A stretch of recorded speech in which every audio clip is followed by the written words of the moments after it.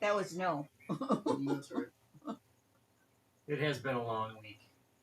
I was in Madison for 2 days for a whole day meeting, so it's definitely that. Okay, we should be. All right. Yep, I see us on the 5:46. see us on the YouTube screen. There we are. In all our glory. Hey everybody, we're live for chatting. Feel free to put questions in. They can't hear me. Oh, well. Yeah, I'm muted. They can hear me. All right, anyway, we're live for questions. Feel free to throw questions in the chat. We're happy to just chat on any topic you want to talk about.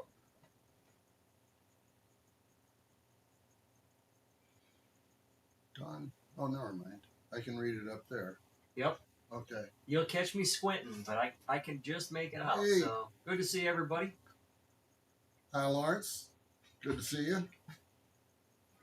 Romper, stomper, romper-roo. Yep. All beginning. Come on in, Mark. I'll stand this side.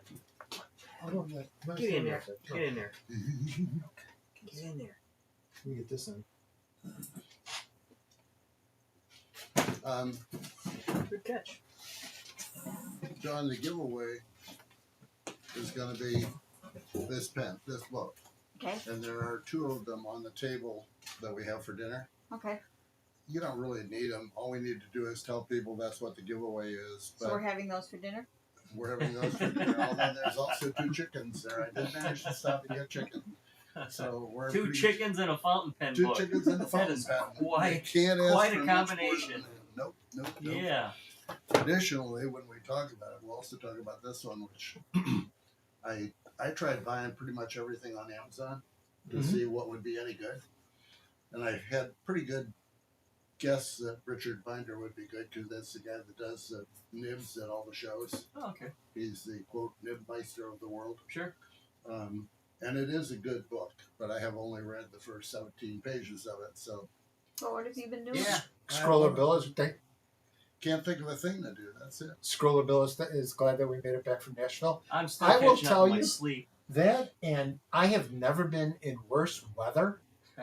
The storms were just ridiculous out there. When we went out to dinner, the storm, wouldn't you say? I felt like I was in a tree stand. Yeah.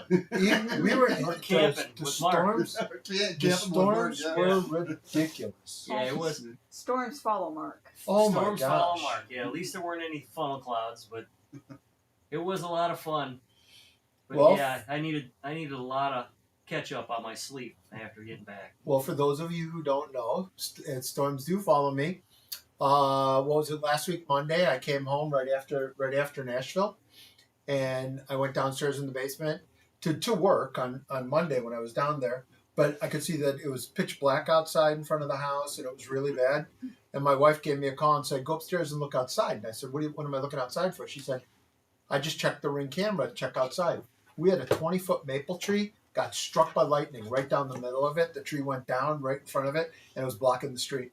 Yeah, Oh, right. and it was burned. It really Yes. was an Yeah. interesting picture. He sent us Yeah. pictures, but yeah, that's the first time I've ever seen a tree that was actually not a little singed. It was burned No, all it the was way burned down. all the way down. Really. I was glad I wasn't there. That's where I parked.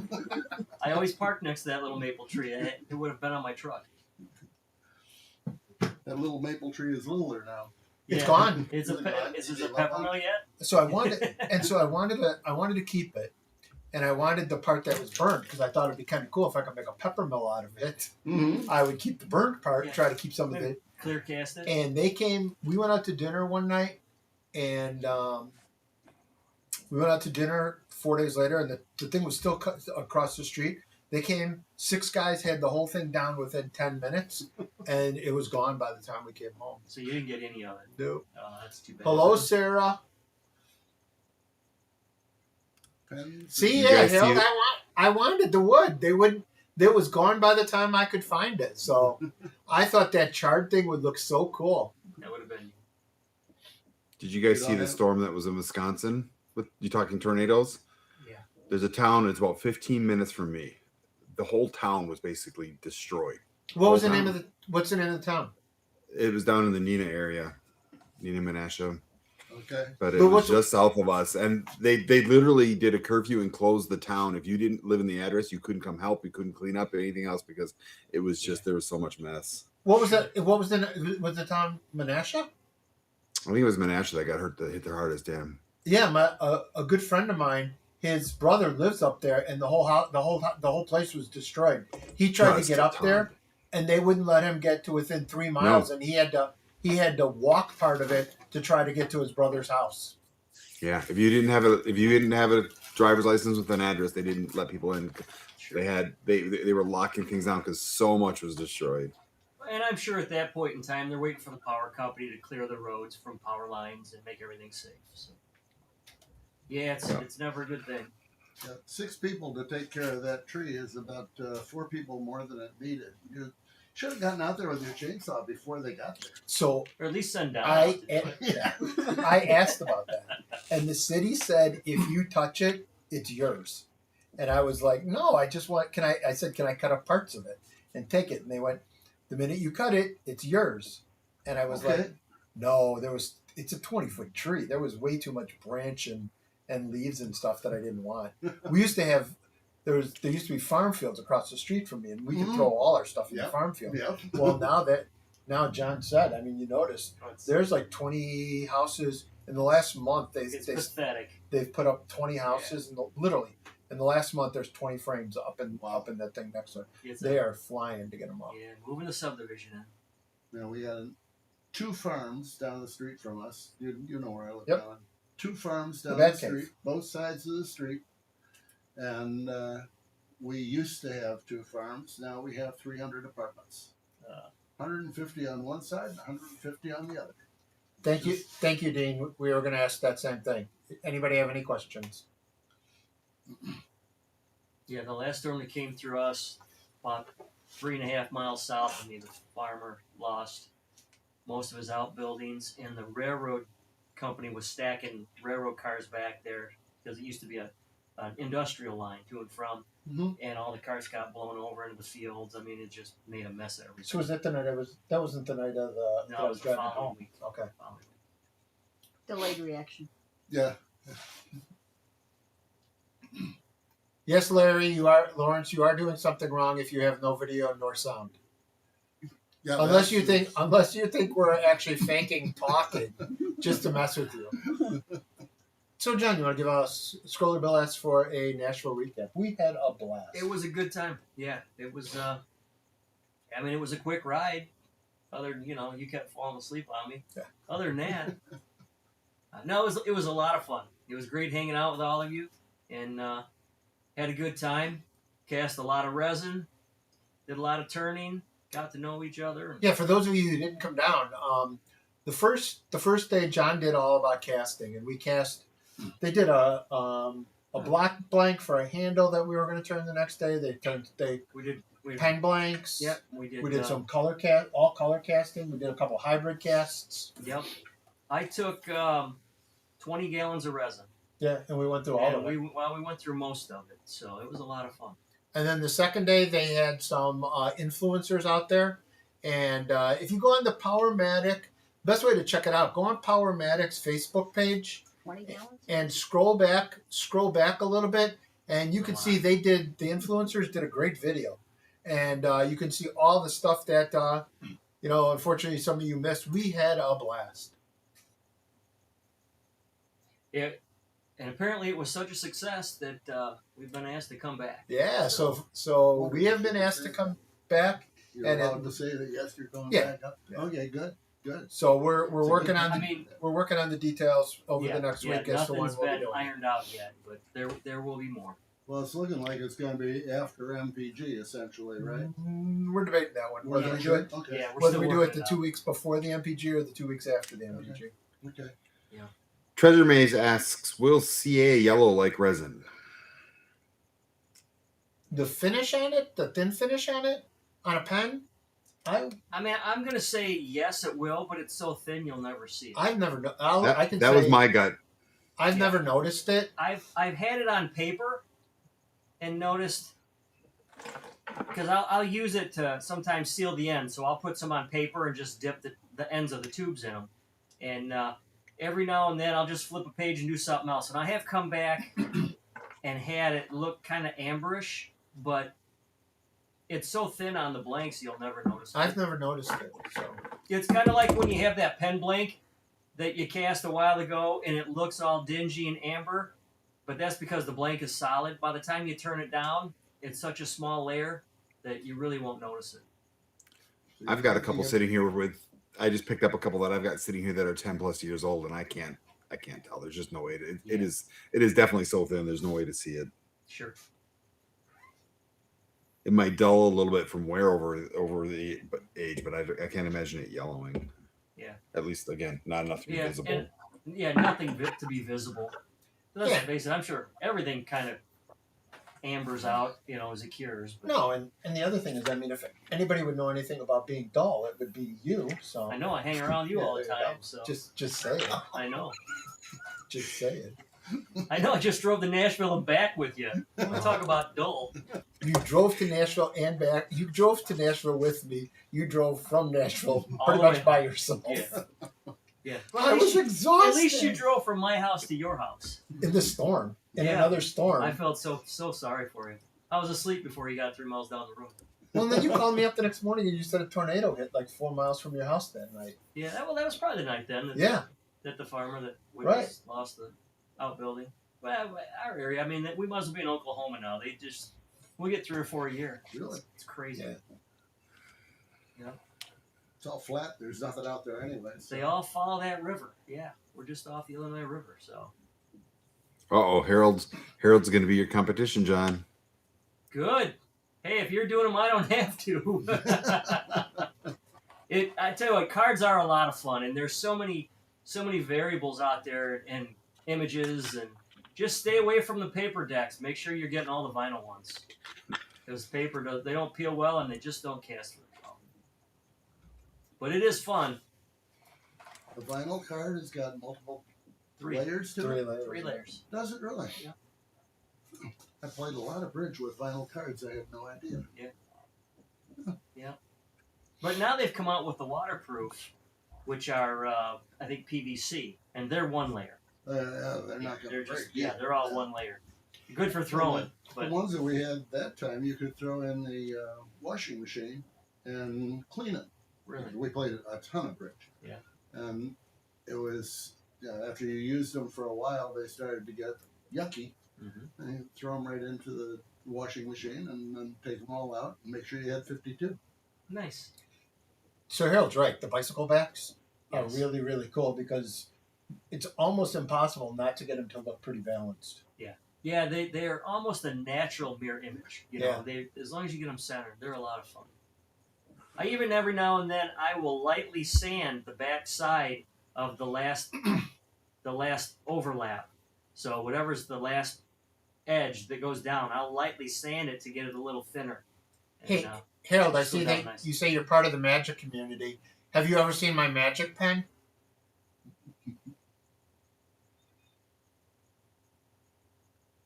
If not, send me an email or send me a text. I've got a magic pen that works out great for mystifying kids. If we got a minute, I can explain it. So, Harold, let me know if you've seen it.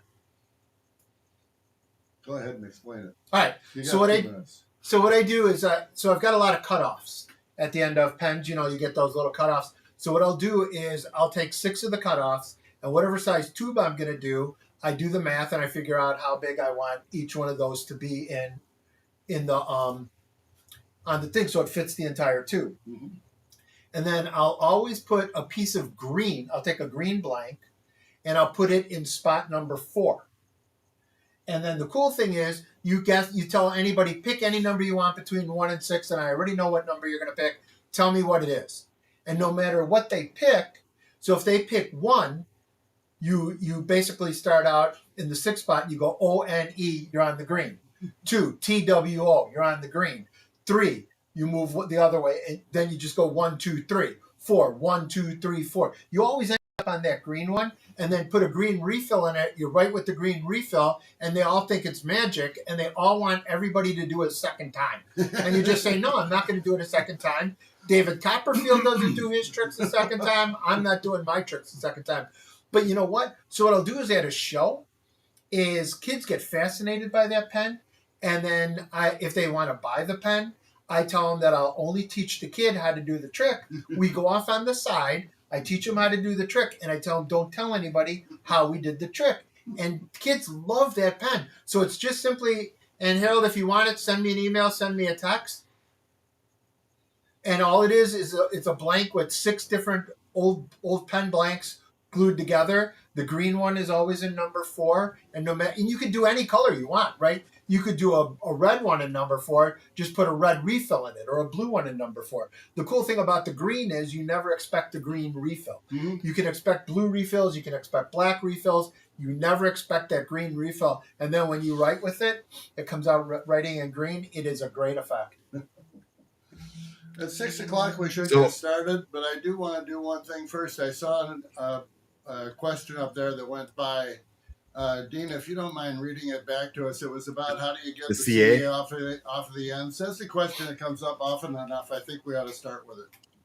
Agreed. So the question was, how do you deal with the CA finish going past the edge of the blank and tube? Seems like everything I try to flush the Flush. tube ends after finishing causes the CA to lift or flake. So Go ahead. for me, Go ahead. make sure you're using Delrin bushings. And what I would suggest, try to apply your CA finishes a little thinner. Try not to use as much glue. It's hard to alleviate. I mean, there's always going to be a little bit of glue on the bushings. But what I like to do is I use the V-block in a disc sander.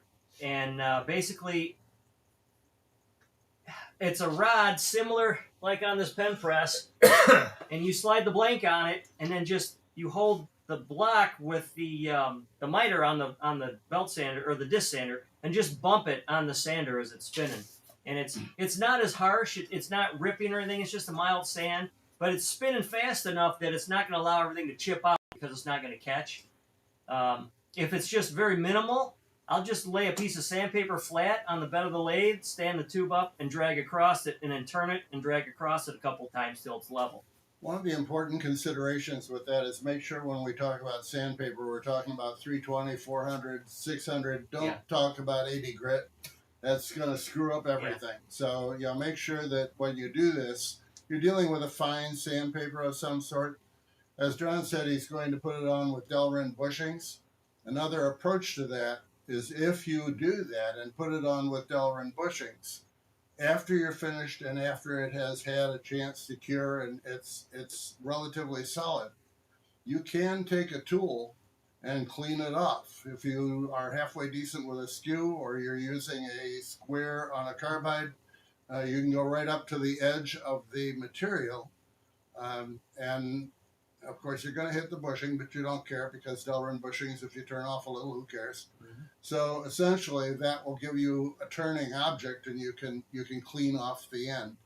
I actually take mine and I still put it right back on the V groove block that you guys sell. I put the V groove block in it, and I just lightly kiss it against my my sanding wheel, and it works out great. I kind of assume he doesn't have that equipment only because that's so easy. That's essentially if you have that equipment, it's easy. Yeah. Once you get one of those V blocks, Right. and you get those rods, The the punch sets, I never go to anything else. Yeah, I love that V block. It's all a question of how many toys you have. Well, and it may also come down to what glue you're using. Some glues are a little more brittle than others. Yeah. So I like the Glue Boost because it's more forgiving, it's more flexible, so it doesn't chip as quickly. And I've never had a crack show up later. Some of the other glues that aren't meant to be a finish, they'll cure pretty hard on you, and it's not uncommon to see a crack later. Yeah, it's tougher then. He says he'll give it a shot. He says, thanks for the talk. No problem. Perfect. No problem. And it's not an uncommon problem. Don't feel like you're the only one that's got that because it's something I hear with some degree of regularity. Yep. And again, I always look at it and say, well, if you've got every toy in the book, then it's simple. But if you don't, then the Delrin bushings are a good start. And after that, you can use your tools and get around the problem. But yes, if you've got the V block, that's much easier and also much more consistent. And I think John, and I know I've got the original video on YouTube Mhm. under 10 minutes to better pen making for glue boost and how I finish the pen. Mhm. And I use all that. I bet you've got one Oh, too, yeah. and I'm sure you've Yeah. got one on I your. Yeah. can't I'm imagine. sure we've all got them. Imagine. Yeah, and how can you tell if it's flexible C or not? It'll say on the bottom. Yeah. Yeah. Glue Boost has 3 and it's their fill and finish line, and it's the blue, orange, and teal labels. And I'm sure other brands have. You do want the flexible finish though on almost anything because wood does move. Okay, well, it's 5 after 6, but we used it with some degree of logic. So let's get started. And once again, as always, we thank you all for being here. I, as usual, thank Dean for being with us and taking care of all the questions and all the rest of the things that happened during the evening. With that in mind, I will tell you that we are looking at doing this on the 4th Thursday, unless.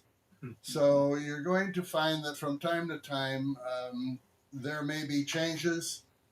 That's not because we're trying to confuse you, although if that happens, that's life. But there are 4 of us, and unfortunately, we do have some things. I don't have anything going on in life, but the other 3 guys have a real life. And so we need to make sure that we can accommodate everybody. So when you see our Sunday mailer, you will find out exactly what Thursday it's going to be this month. But it will happen on a Thursday, pretty much every month, we hope. So far, we've been able to make it work. Well, the thing is, over the last couple of years, since we switched to YouTube, Mm-hmm. I mean, it's spectacular because 5 minutes later, you've got everything. The only thing that you miss out on is, and to me, it's an important thing, is to be able to ask questions. That's right.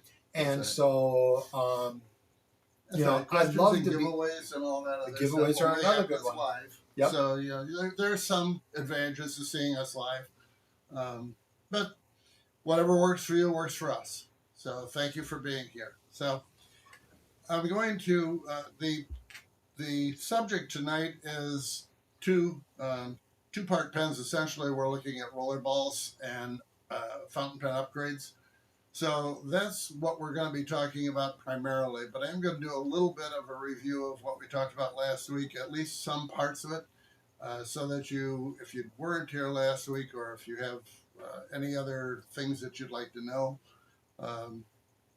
about other types of pens, we certainly will entertain any question.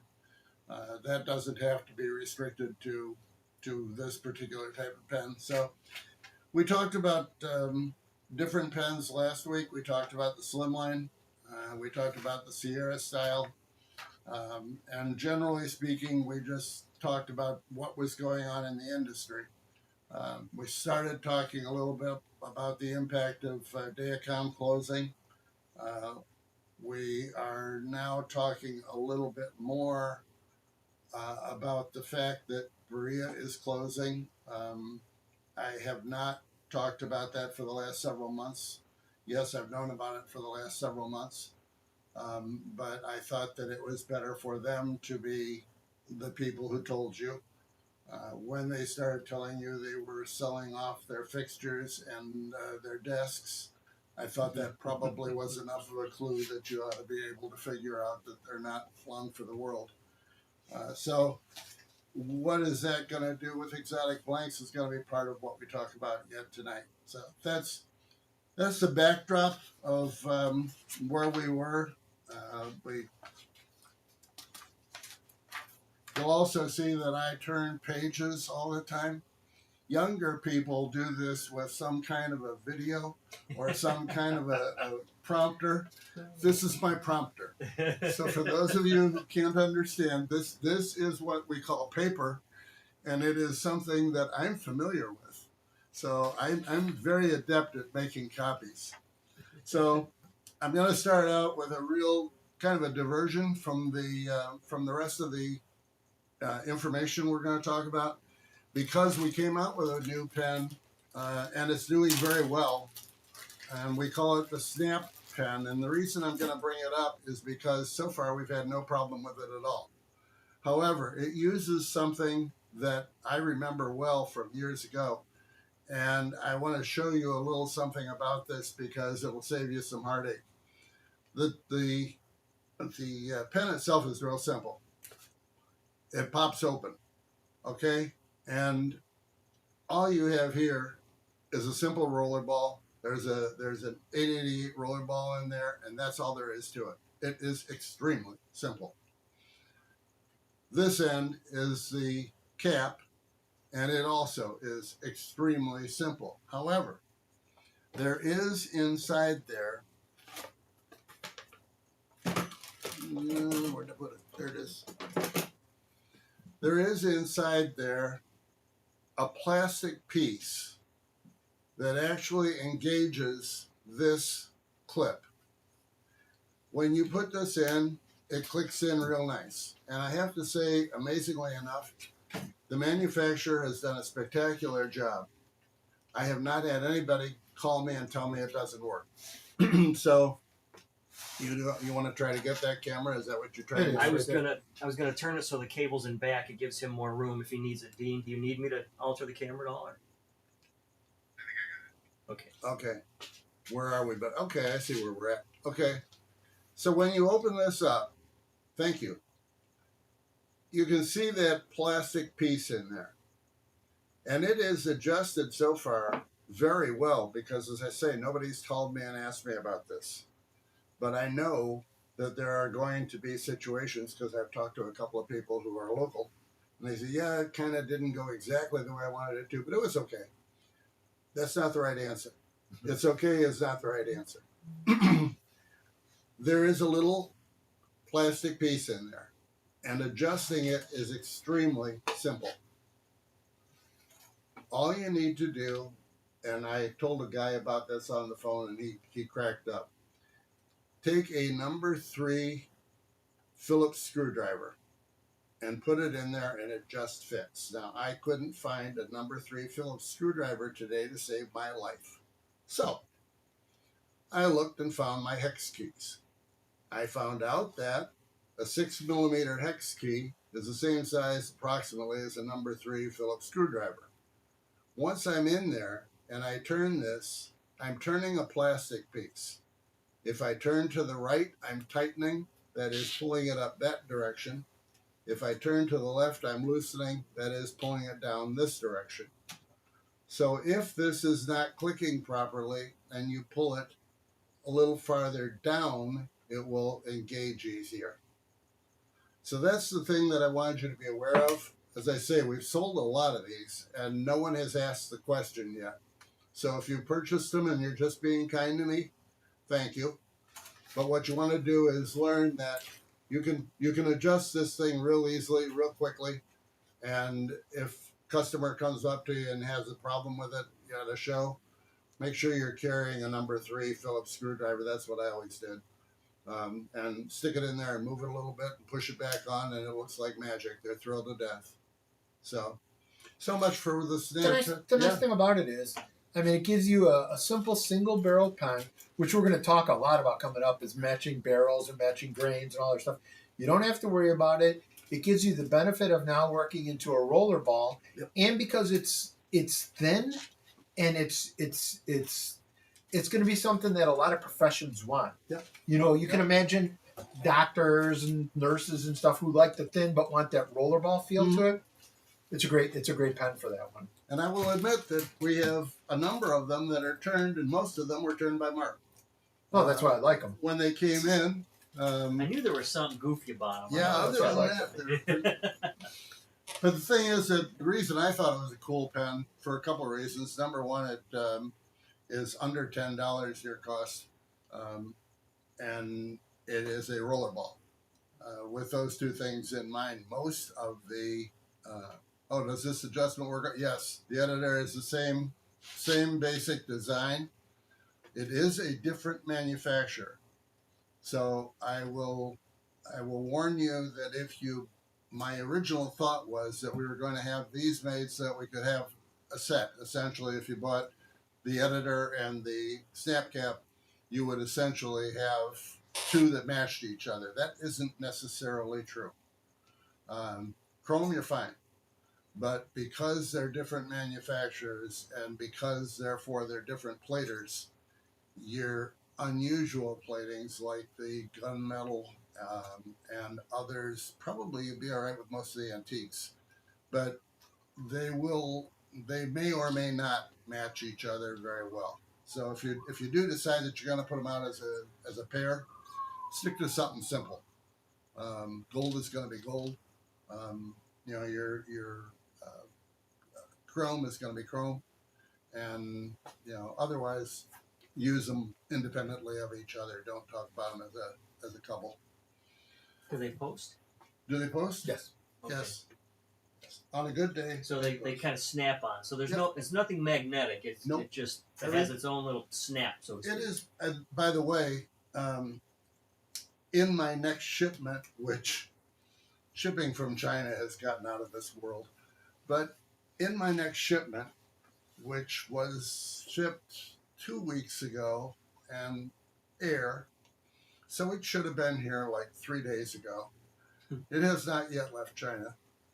But in that shipment, we have replacements for those little plastic pieces. Not a lot of them, but like everything else, I figure if it can break, it will. So if you run into a problem with them after my shipment gets here, we will be all set to take care of it for you. We've been using them a lot.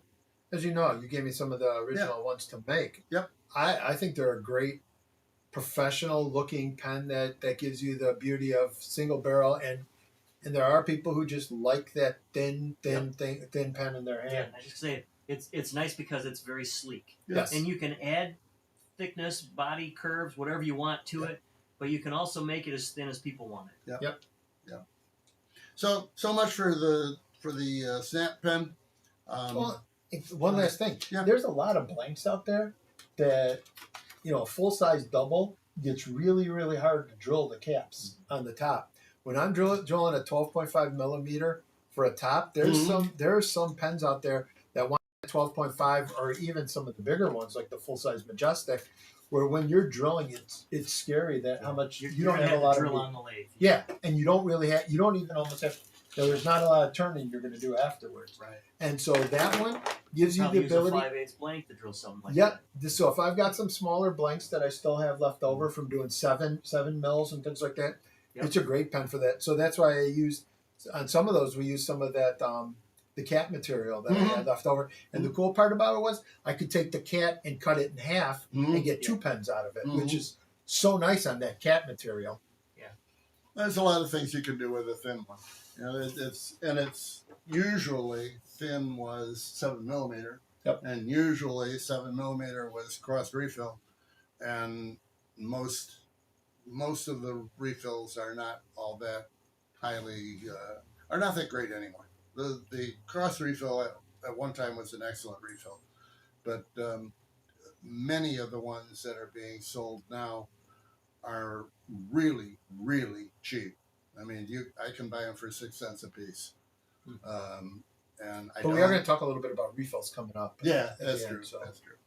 Okay, so let's get into what we came for.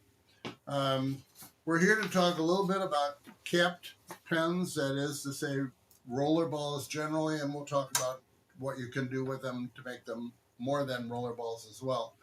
But generally speaking,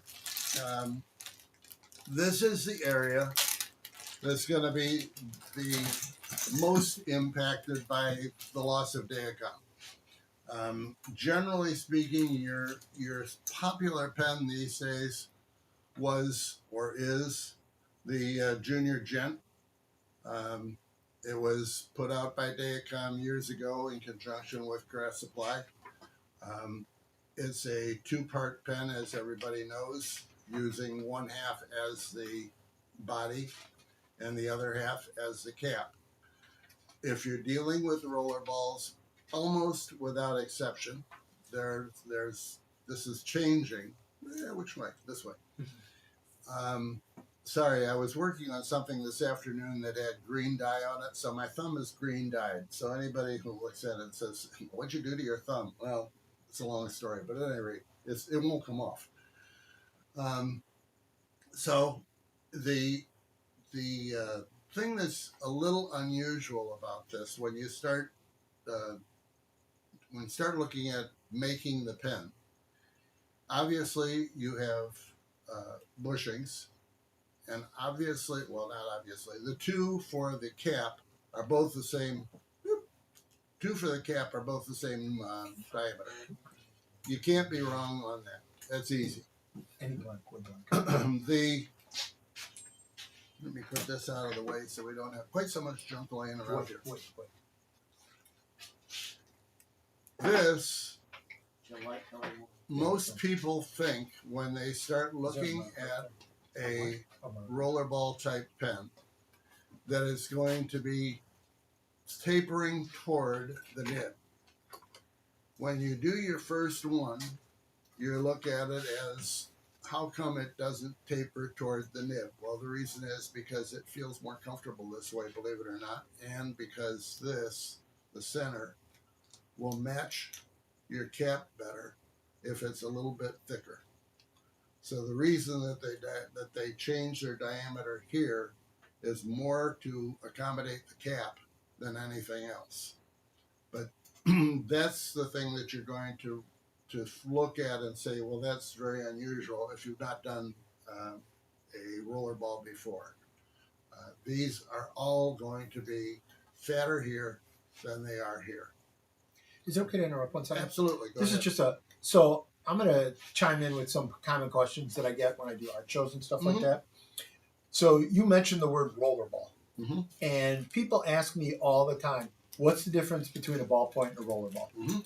And so basically, it's the mechanism for which the ink is going to dry. In a ballpoint pen, it's alcohol based, so it's going to flash off a little bit quicker. And a rollerball is water based. And that doesn't mean that it's going to take that much longer. The better refills that you have in there, and some great refills in there, are going to flash off reasonably close. I personally find that the rollerball just writes smoother because it's water based and it's gonna flow a little bit. Now the flip side is when you're doing art shows and stuff like that, is there's a good chance that a lefty might not want a rollerball. That a lefty will have a tendency to want a ballpoint because they're going to be rubbing over it. So if it's okay with you, I'm just going to chime in. No problem. Those kind of stories. But when you talk about refills, I think it's important for people who are out there to understand the difference between a ballpoint and a rollerball. And it really just comes down to the mechanism that makes the ink adhere to whatever it's writing on. And as I said, I'll beat it to death, is that a ballpoint is alcohol-based and flashes off with alcohol, and the rollerball is water-based and will flash off that way.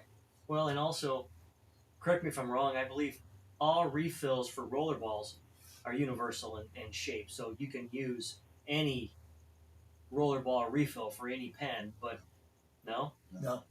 Okay. There's some There's some odd ones out there yeah, that just like don't. Waterman's. Well, Okay. you're looking at our version, our industry has got lots and lots and lots of pens that are all designed relatively the same. Yeah. So when you talk about they'll fit any pen, they'll probably fit any handmade pen. Sure. But when you start getting into the Pelicans and the The companies that are making their own inks. Exactly. Right. Exactly. They're going to make things that are different. The money is in the refills. Right.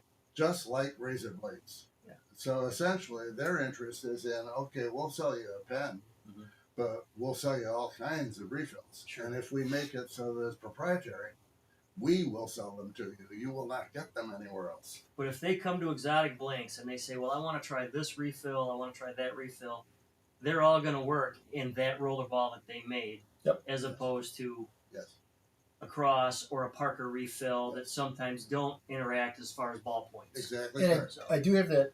Hopefully, we'll get to that later. I brought a whole bunch of different refills to talk a little bit about. Later we will get to that.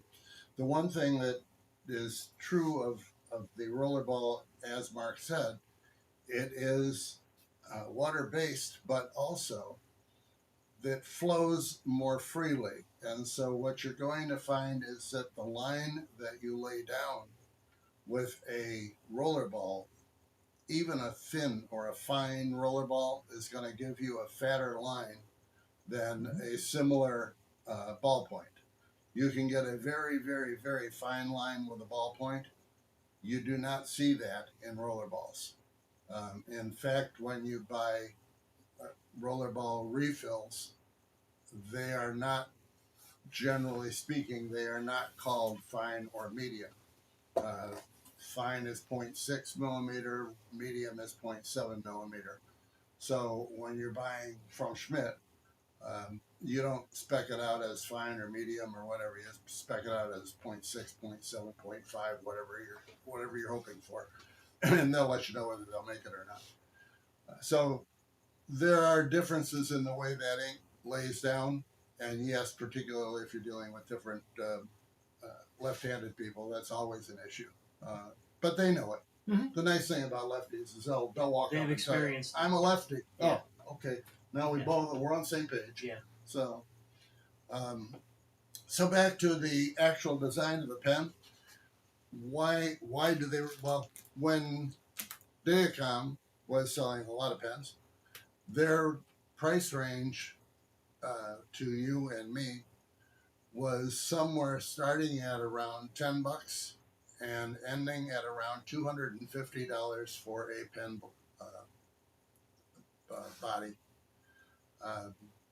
They could put an awful lot of stuff into a pen body to make it. But basically what we're talking about when we talk about the difference in cost, how much ornamentation do they put into it? You can look at this pen is fairly simple. Where are we, Dean? He'll be there. I know he'll be there. He's out having a cup of coffee. Oh, he's back. Okay, so you can see that this is fairly simple. The top is very simple, center band, and your finial. Very simple. So this is a relatively low-end design. This is what we call the diamond knurl, and I call it that because this is deeper than any of the other pens that were on the market when this came out. Now, admittedly, there are some that came out after it, but this was the deepest at the time. But the ones that came out after it were Dayacom, so they'll be gone. That doesn't break my heart. So yes, that's the basic pen, and then there's lots and lots of stuff that they can do with it. We have one here. We have a couple here. There they are. The one that, if you follow the conversation on IAP from time to time, one that John particularly likes and I particularly liked when I was doing shows. This was the Junior Statesman, and there you have what they call 3-micron gold. What that means is that that's real gold plated 3 microns thick. Also means that if it were in a position of wear, it would probably not wear very well. Gold is not hard.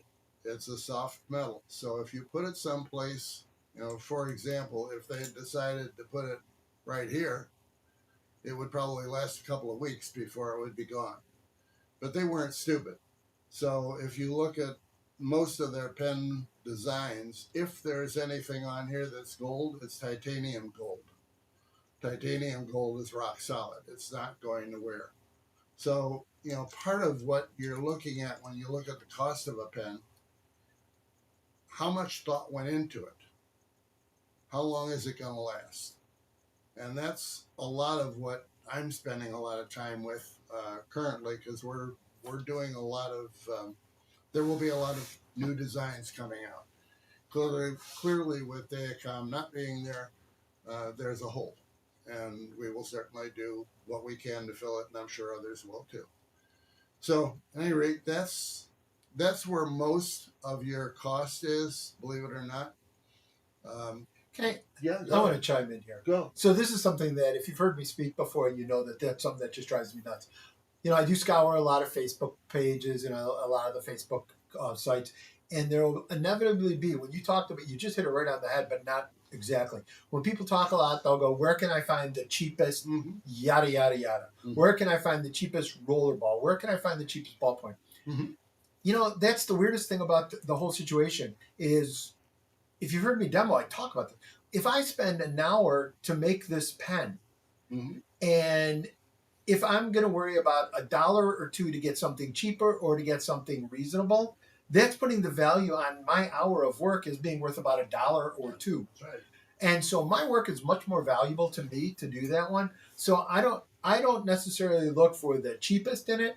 I look for something that I know comes from a quality manufacturer, and I know what kind of plating is on those pens and where I'm getting that plating from. Mm-hmm. So that's just my 2 cents. I always will pay more, a couple dollars more, for something that I know and that I know is going to last. Mhm. That in the past I've had challenges with some other platings that Mhm. and I just don't use them anymore. And now a lot of people don't use them anymore. But to me, it's the whole point of it is go for something that you feel is a reflection on your value and how much work and effort you put into making this pen. Well, and that's the difference between a quote high end and a quote cheap pen. Yeah. People say that it's high end if they bought it for more money. Not necessarily. I mean, there is a manufacturer that will sell us pens at prices that are unbelievably low and claim that they're black tie. There are also several other manufacturers who sell black tie pens, and there is a substantial premium to buying black tie. So did the first guy find a better way, or is the first guy lying to you? And how do you find out? So essentially, I approach all manufacturers virtually the same. I don't believe a word they say. And then I try to see if there's a way that I can confirm it. And I have some friends that have given me pretty good input. So at any rate, typically you want to try to get the best quality you can, and then keep it at the price point that you want to keep it. You know, if you tried to get everything in 24 karat gold today, you understand that 24 karat gold is now $4,500 an ounce. When I started doing this in 1995, 24 karat gold was $600 an ounce. If you think that the pen that you're buying that was 24 karat gold then and was $1.50 is now $1.50 and 24 karat gold, one of those things can't be right. So, essentially, you do what you can to make sure that you're getting what you're expecting. So, at any rate, back to ornamentation. I lost you, Dee. Shame on me. I should have talked faster. I'll try to talk faster, Dee. Oh, that's a good looking picture. Yes. We lost you.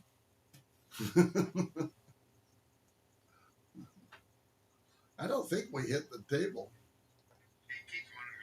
For some reason. Hold Well, on. it's Who got does- good who does taste. it? Okay. Who doesn't? John's going to give you a No. little. Oh, look at there. Let's It do stayed this. there. It didn't move. Okay. Hey, It- put in. Tracking had been on, but there we go. Now we got There it. we go. Thank you, sir. So yes, so the other aspects of what we're looking at doing and continuing, you'll see ornamentation in the top of the pen. This is the piece that John likes to knock out and replace. No, it not with on these. that one. That set was $45 a set. So no, I wore gloves when I assembled that one. And the same is true on this end. We have ornamentation on there. That I shouldn't say we. This is Craft Supply and Daycom's pen, but it is the pen that we're looking at. We will not violate any patents, even though we really aren't too worried about it with them out of business. But similar types of designs will certainly be available at some point in time. So that's what the difference is between one design and the next design. One other thing though, don't forget, and I don't know that I even brought an example of it, is one of the nice things about this is that the fact that the cap posts. Mm-hmm. and that some of the capped ones do not post. If you want to talk a little bit about that at all. Sure. Yeah, Sure. they have any Yeah, I forgot to bring any of that. Your I'll post them. posting is a very good point. I don't think I put it in here anywhere, so I appreciate you bringing it up, Mark. When we talk about posting, when you buy any pen, particularly fountain pens, but also rollerballs, the question is, does it post or does it not post? What that means is when you take the cap off, can you screw it on the back and write with it that way? That's posting. Okay, now there's positives and negatives to posting. First negative to it, if you have a larger pen, this piece, this back, this cap, becomes rather heavy. And when you're dealing with a pen that you're trying to write, particularly if it's a fountain pen, writing properly with a fountain pen does not involve putting a lot of pressure on the page. And so when you have something that weighs too much behind it and it's pulling it back, it puts the whole thing out of balance. So the concept of posting at this level, at the junior level, we refer to junior as the pens that use a 10.5 and 12.5 millimeter brass tube. So when you hear me say junior, that implies that you're dealing with 10.5, 12.5. It has become an industry standard. The outside diameter of that pen is going to be just a shade under 1/2 inch, which is also pretty convenient. So that's what we're talking about when we talk junior. This pen, whether it posts or doesn't post, either way it can be a comfortable write. And either way, even with a fountain pen on it, you can use it pretty easily.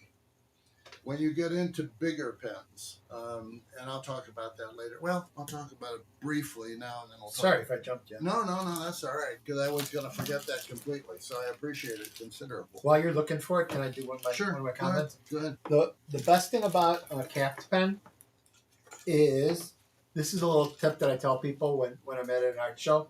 The best thing about a cap pen is if someone ever says, "Can I borrow your pen?" Mhm. You take the cap off, you hold the cap in your hand, you never give the cap up. Hold it and then lend them your pen this way. Because what that means is the propensity for them to take it or accidentally put it in their pocket and walk away with it, almost nil, because you've got the cap to it. So a little thing that I tell people. Yeah, there's a go. That's a perfect example of it. There's the difference between the two pens. This is a junior, and this is the full-sized Emperor. And as you can see, it is bigger. What you can't really tell that well is that it's also substantially heavier. And this does not post. Because if you write with this pen, it's enough to control. It's not a light pen. This particular one is made with an alligator jaw. That makes it not the heaviest, because jawbone is not all that heavy. But if you put faux stone or true stone or something like that on it, it turns into a weapon. Absolutely. And they're not bad things. Just understand what you're doing, and understand that when people come by and say, "Oh, well, I want one that posts," maybe you do, maybe you don't. Let's talk about why you want one that posts. Try to be a little bit smarter than your prospect. Now, also understand, guys who collect pens or who are pen aficionados know 99 times more about this than I do, and I never, ever tried to debate with them. You'll lose. So even if you win, you lose, because you're trying to sell them something, they're going to walk away and be disgusted with you. So, don't go into this with the concept of, "I know everything there is to know." I don't know anything about it. Tell me, Mr. Customer, why would you want that? And they will. And at that point, you can come back and say, "Well, this is the reason that I think this will fill your need beautifully," or, "Okay, this is the wrong pen for you. Let's go back to something else." So be aware that at this level, I mean, if you were to try to sell this pen, the Emperor with a alligator body, I would have been looking at right around $500. So, and people would say to me, well, what makes it worth $500? Is I'll sell it to you much more inexpensively if you bring me the alligator tooth, because I'm not going out and talk to that alligator about taking that tooth. So understand that some of these things, I'm often asked what makes a pen worth $500, $600, $700. More than anything else, how unique is it, and how well was it made? Alligator bone is not that easy to turn, and it does have to be stabilized first. So you're talking about something that takes a certain amount of ability. And I always tell people that it's a guaranteed conversation piece. yeah, that's And right. they go, well, how can you guarantee it's a conversation piece? And I look them right in the eye and go, you're sitting here asking me about it. I just proved that it's a guaranteed conversation piece. We got at least one conversation out of it. So The other thing is, and this is just stylistically, right?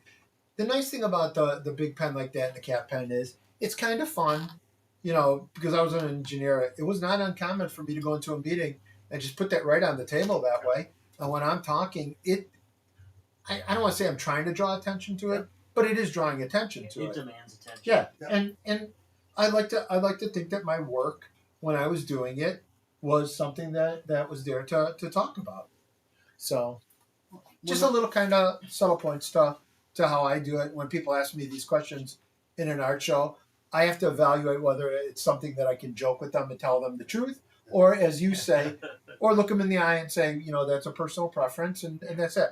Most of the time, because I've greeted them and we've had a conversation, I can have some fun with them. And I find that the people are more than willing to spend the kind of money if you can explain to them what differentiates it from anybody else. Yeah, well, the thing is, I hope we're not boring you with selling, because selling is something that's just innate to me, and Mark unfortunately is the same way.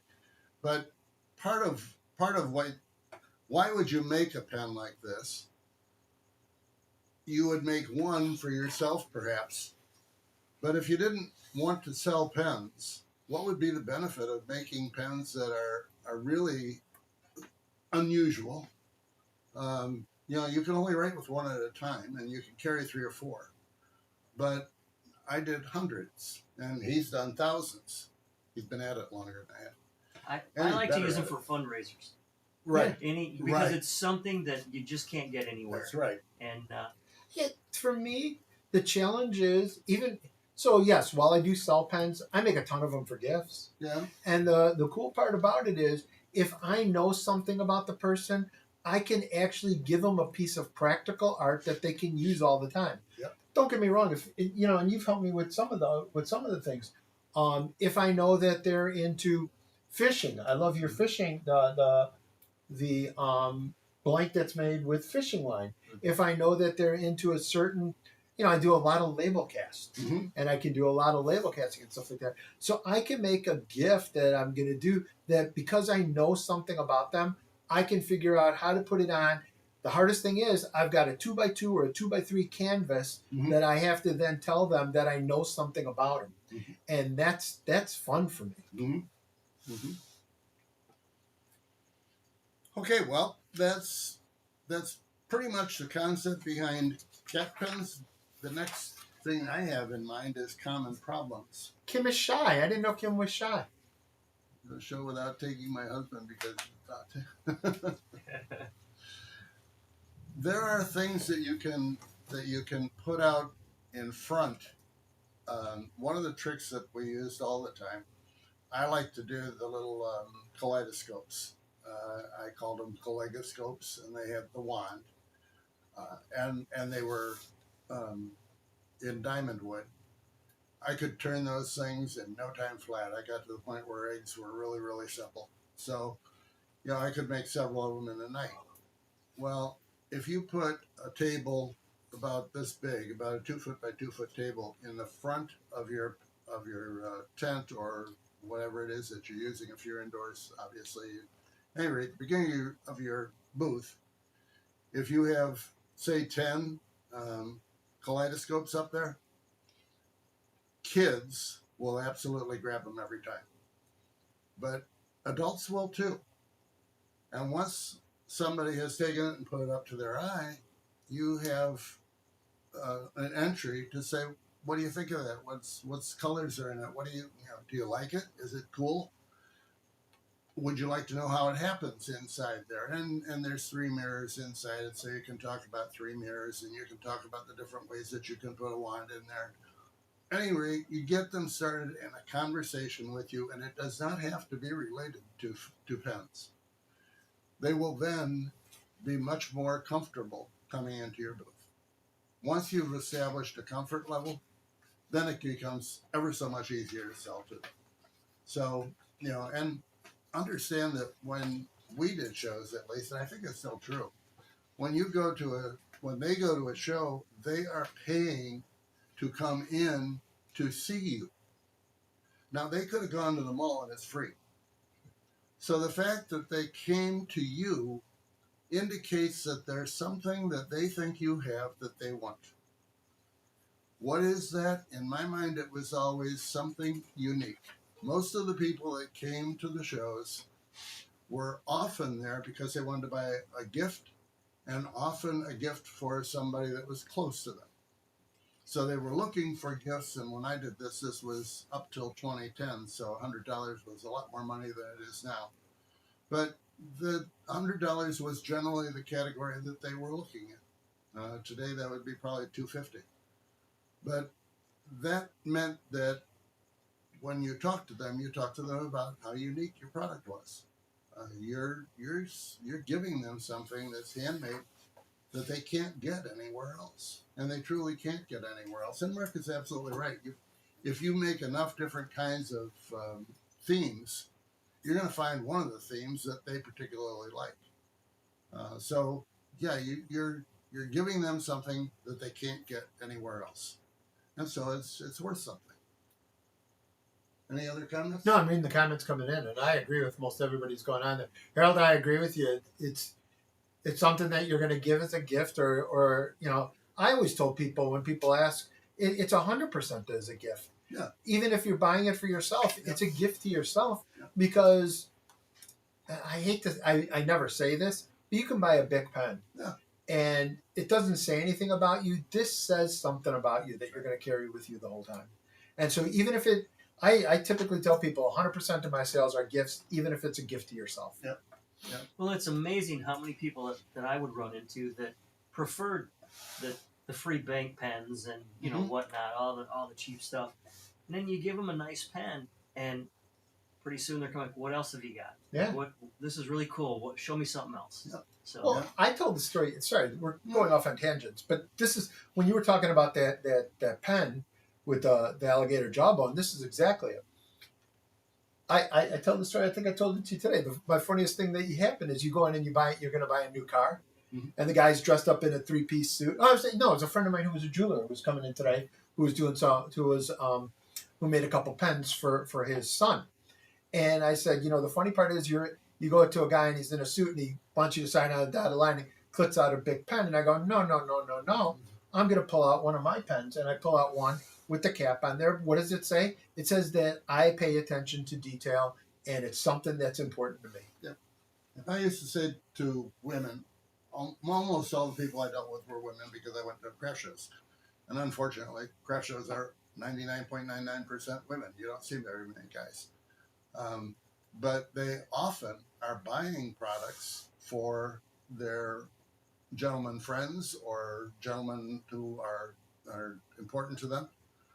And I often would talk about, if he's going to this meeting and he's sitting there with this pen making notes, at the conference table, how many people are using Bics, and what do you think are the possibilities that the president of the company, who's at the head of the table, is going to notice the difference? Is it guaranteed that it's going to do you any good? No. but I guarantee it won't do you any harm. I've had more conversations about the pens when I carry them to work Yep. as an electrical engineer than anything. Yeah, it's if you're in a meeting of a lot of people, there are differentiations, and even in this day and age, I think that's a differentiation. They draw attention. The guy who's sitting there with his keyboard is way ahead of me, but that's the way. Well, the jeweler who came in today literally was telling us, right, that he matches the pen. He's got like 20 pens that I've made, Mhm. and he matches the colors of the pen to what he's wearing, Mhm. so that when he's presenting someone, he's got something. So the long story short is, to me, a pen is more an extension of my personality Sure. than it is anything. And so when you point out that and the value of that, that just simply means that's what I value of Not to myself. mention a fashion statement. Yeah. It really is. It's a status. Yes, it is a status symbol, particularly this. Yes. I mean, you get to that level, you're talking about a status symbol. Yeah. We talk about these; they rate nice, and they are certainly better than Vic. Yes. So, but they're far more affordable too. Yeah. So okay, now we're down to the nuts and bolts of you want to make a pen, and the things that I hear about that I hope I can help you with and avoid some problems. What are the common difficulties in making a standard, normal junior pen? You are starting out with a pen kit. I'm sorry, Mark. That's okay. An assemblage. Inside the industry, kit is fine. When I'm talking to customers, it's a component. That's right. And it's an accumulation of components. That's correct. But understand that when we buy these things, when we buy them as pre-arranged and pre-bagged pieces. So all the pieces that you need are in each of the little Ziploc bags. They are doing hundreds, if not thousands, of those for me at a time. So when you get the kit and you look at it and you have difficulties with it, recognize that the chances that what's in there are incorrect are extremely low. The chances that you have missed something and are making some kind of an error are extremely high. So my thought here is to try to tell you some of the things that we hear regularly and how you can avoid being the person that calls to tell me about it. First thing that you'll often hear is the bushings didn't fit. Bear in mind that the bushings are made specifically for an individual type of a pen. So if you're trying to put the bushings into both ends and they don't fit, the chances are very good that there's something in that tube besides the bushing. So when you do that, bear in mind, and I had it and I forgot to bring it. I am sorry for that. The tube, when you an empty tube would be good, but I don't think they have an empty Yes. tube. Yep. An empty tube? Yep. Excellent, thank you. Yep. When you look inside this tube now, as I say, I had made some up to show this more precisely. If you take glue and you're putting this into your blank, the glue is going to go around and get into there. Even if you use the wax and so forth, you get a certain amount of glue in there. It's not unusual at all. I can't remember the last time I made one that didn't have glue in it, and I do use wax. But one way or the other, if I put the bushing in there and it doesn't fit, I'm immediately aware that there's something inside that tube, and that will be glue. Now, when you look at it, you do not see it. It is clear, and it looks like that is as clean as it can be. One of the things that you can do that I have, this is a chainsaw file. for those of you who don't live in the north and don't have to have chainsaws, that's what this is for. And they come in a number of different diameters, but they fit inside these things really well. If you take that and go like that inside the tube and then look inside there, if it's glue in it, you have now roughed up the glue and you will be able to see it. It's a much easier situation than trying to look in it and figure out what went wrong. Until your bushings fit, I can pretty much assure you that there is something in that tube. Or you have the wrong bushings. Or you have the wrong bushings, but that's rare. Most of the complaints that I get, they have all the right things in front of them, and they can't believe it. Yeah. I like Because to, it's just not working right. If it's not working right, what could possibly be wrong here? So, Yeah. you know, they just don't understand. Go ahead, Mark. I was going to say, I like to use a dental pick too. Yeah. So I picked up a whole bunch of dental picks. It gives me a real precise to flip out that little piece. I use rack file, basket Yeah. file. They're all called the same thing Yeah. as yours, but that's Yeah. exactly how I do it. Yeah. We'll probably get to this in a minute, but the beauty is That's if you exactly what I do. Yeah. if you wind up taking a little bit extra off, then that's where I'll Yes. use. Go ahead. I'll take a pair of scissors, open them up, and you don't want to force the scissors in there where it's going to bend the end of your tube. You just want to put it in there to where that cut edge lays flat, and then I just This is rotate the the tube. scissors. Yeah. I will tell you that I never did this until I saw John do it several months ago. And I now have this scissors back there every time I need it because it really works well. Yeah, it just scrapes the glue off. Scrapes it off You of don't the want to get inside. too aggressive and stretch the tube, and if you do, a little bit of Loctite will help hold everything That's what I was together. going for. Yep. Is if you ever have a problem when you get to the other end and you go to do the assembly and things are got a little bit of blue Loctite. Yep. Oh my God, makes all the difference in the world. The other thing you can do is if you're goofing around with this in any way, shape, or form, you may bend it over inward. Yep. And you can take a flaring tool and come in and put it back the way it should be. So, you know, some of these things, it sounds like, how in the heck can I possibly be so insistent on something? You have no idea how many mistakes, how many questions we get about this.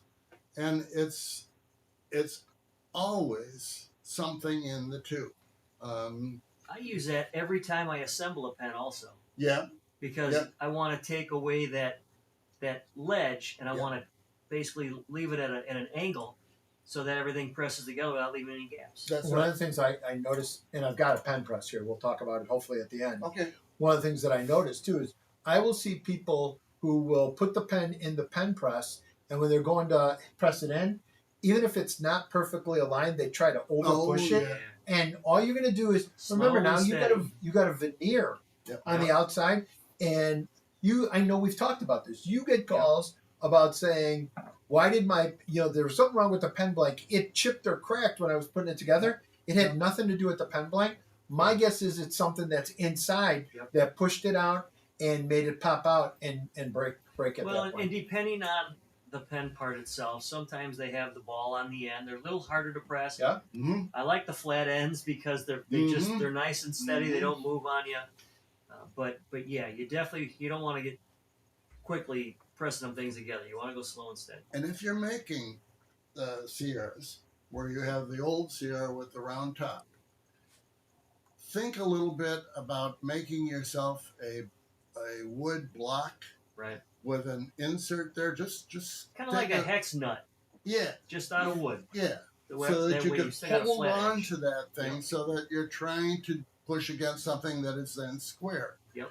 You know, With a Sierra, especially the ones, it kills me when I see people who just put the part in that's going to screw and then press it in Mhm. and then realize you messed up the threads. Yeah. Yeah. If you're going to do a lot of Sierras, and we weren't going to talk about Sierras tonight, Yeah. but what I wind up doing is I just make sure I've got an extra tube, a top tube Mhm. from anything else, Mhm. and then I use the top tube as my protector. And then when I use my pen press, I just press against the tube to push it in. My threads are always clean. I never have to worry about it. Mhm. And that top tube holds that thread in perfectly. So now I've got something that'll align it, and I'm not going to get it cockeyed in, and I'm not going to crack my blank. Cool. The other thing I wanted to point out that I've used recently. If you do use any kind of a file, if you're not getting very far with it, I've learned that if I dip it in acetone, suddenly things go a lot better. Even with epoxy, I knew it would work with CA, but I was surprised to find out that if you dip this in acetone and then go back and forth in there, the epoxy is eaten away much more rapidly. So the last thing to say about this, you will know when you get it right because the bushings fit. If you are using the right bushings, that's got to be your end all judgment. When you try to put that thing in and the bushings fit in nice and they come in and out real easy, well, not real easy, but easy, then you're ready. You're ready to go ahead and make a pen out of it. I can guarantee you, if your bushings don't go in clean, your components are going to go in clean. That's the other part of it. You know, You're gonna crack some. you come back and talk about it. Well, I never cracked. I'm sorry. It cracked while I was watching it. I guess they were in the other half of the room, but while they were on that other side of the room, it cracked. And again, usually, I will tell you. Oh, the other thing is, I've made thousands of pens, and so it's not me. I have made over 10,000 pens, and I'm confident that that's a true number. And I can still put together a pen and break it. Yep. It is really not a talent. It's something that if you're not paying attention to what you're doing, you're going to make mistakes. And there's nothing to be... Stuff happens. Yeah. Yeah. It's nothing to be ashamed of, for Pete's sake. Yeah. And the other half of that, of course, is it was the most expensive blank I ever bought. Well, then you should have been a lot more careful with it, shouldn't you? So, go ahead, Dean. You got something on your mind. Drawing? Yeah, I do. So there was a bunch of the chat, and I will say for my take on this as well as the chat is the funniest thing is they got people are saying thin blades, X-Acto blades, Swiss Army knife, chamfer tools, which is one of my favorites. Mm-hmm. This is obvious that anybody who's done this is skilled enough at it that I agree. My other interesting point on this is when you think about those bushings and people are like, well, the bushings don't fit. And I know there was nothing in the tube. You can be amazed how little of something in the tube there is because those bushings are like your components. They're close enough that they need to be designed to press fit those components in. If you've got nothing in there, to the point of just the tiniest amount of something in there, you've changed the diameter to the point that those components are going to be overly tight. So the dimensions that we play at with pen turning is just infinitesimally small. And this comes up all the time when John knows this because he joined some of the clubs I'm in. It always kills me when people in the turning world don't understand the tolerances and the exactness that us pen makers have to deal with.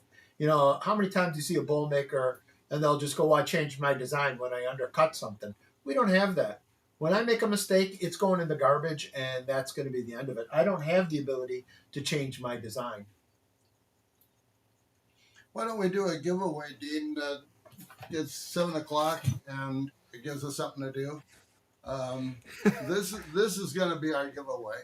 We're going to talk about fountain pens, and Mark suggested that we use this book as a Bible of sorts, and it is a very good book. I did a presentation at MPG 2 years ago, and they wanted me to do fountain pens and fountain pen nibs and so forth.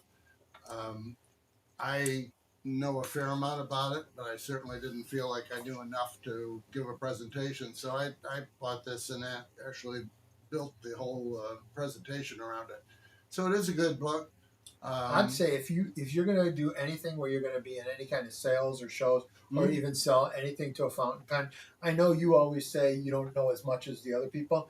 Read that book. You're going to know pretty much everything you need to know about ink viscosities, about writing, about pressure, about not letting other people write your fountain pen, about a lot of people don't know that there's a break-in period on a fountain pen. Right. That the minute you write with it is not going to be the way that it's going to write 2 weeks from now after the tines split and adjust to the way that you're writing with things and the pressure that you write with things.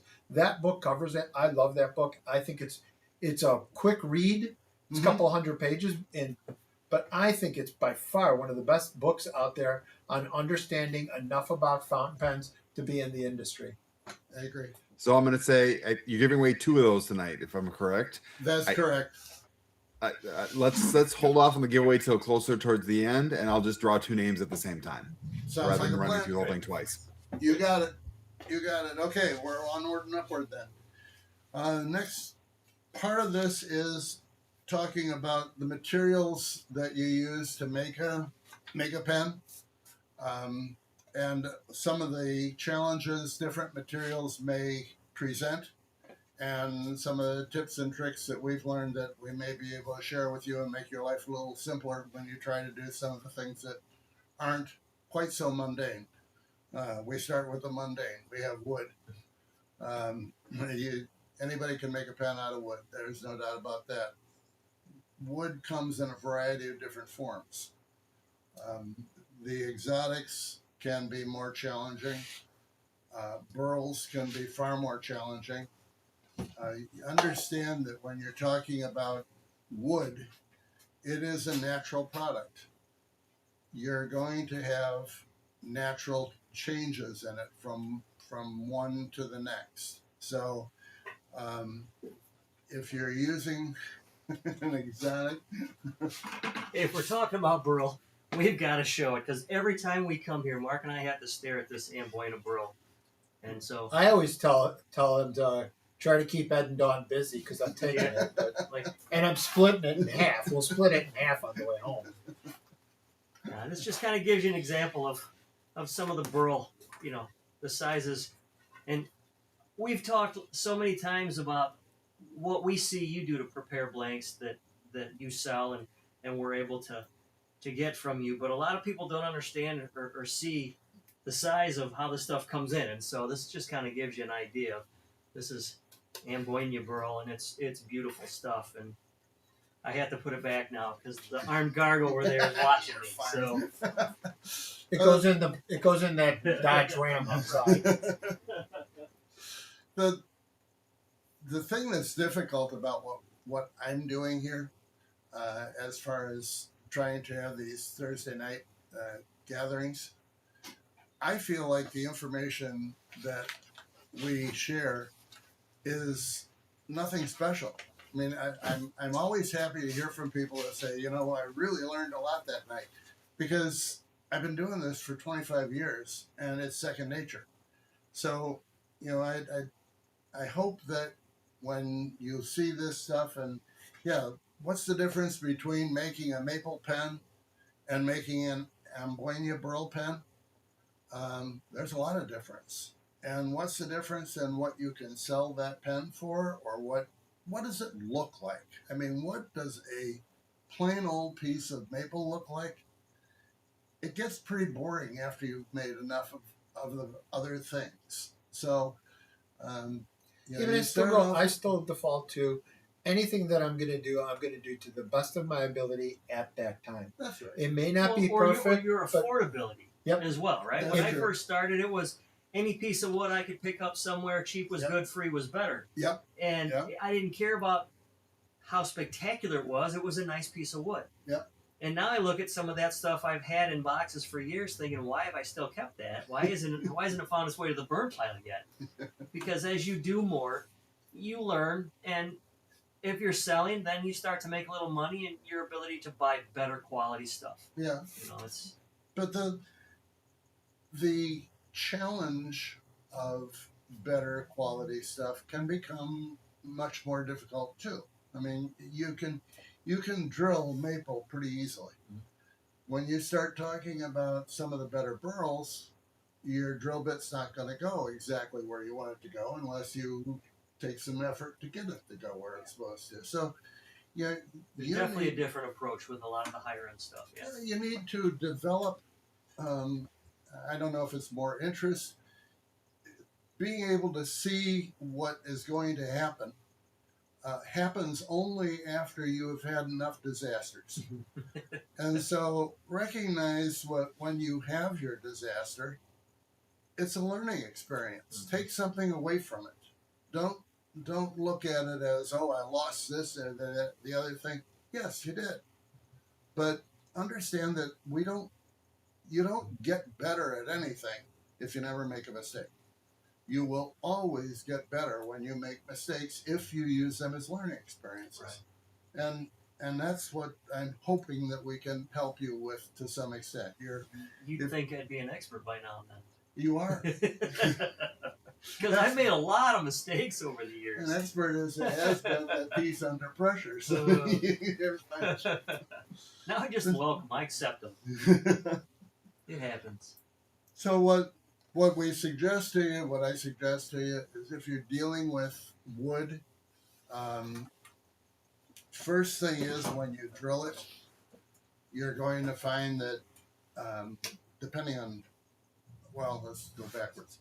When you drill it, you're going to find that better, more burl type woods are going to be more difficult to drill. They're harder wood.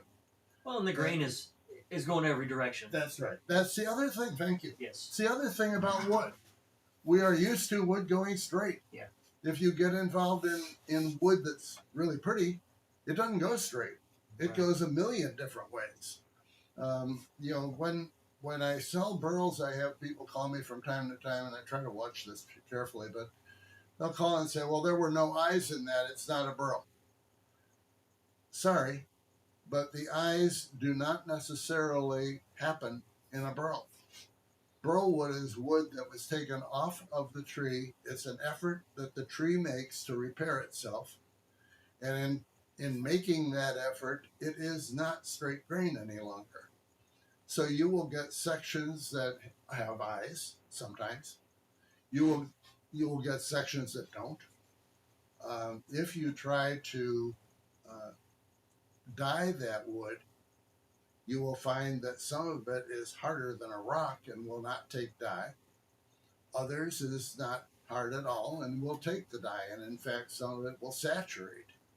So, when you get into more and more interesting types of wood, you will find more and more characteristics to it that make it more of a challenge to turn into a pen.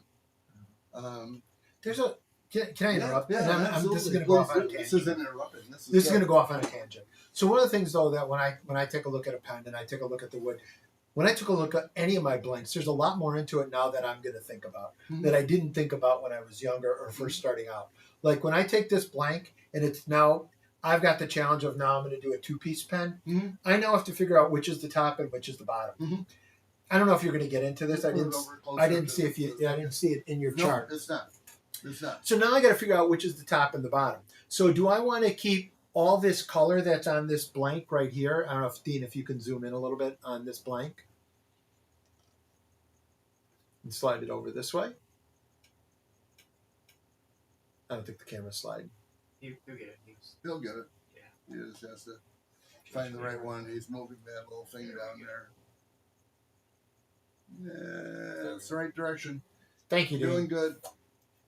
So now, if it's okay, I think a lot about, before I even touch it with a drill, I think a lot about what I'm going to do.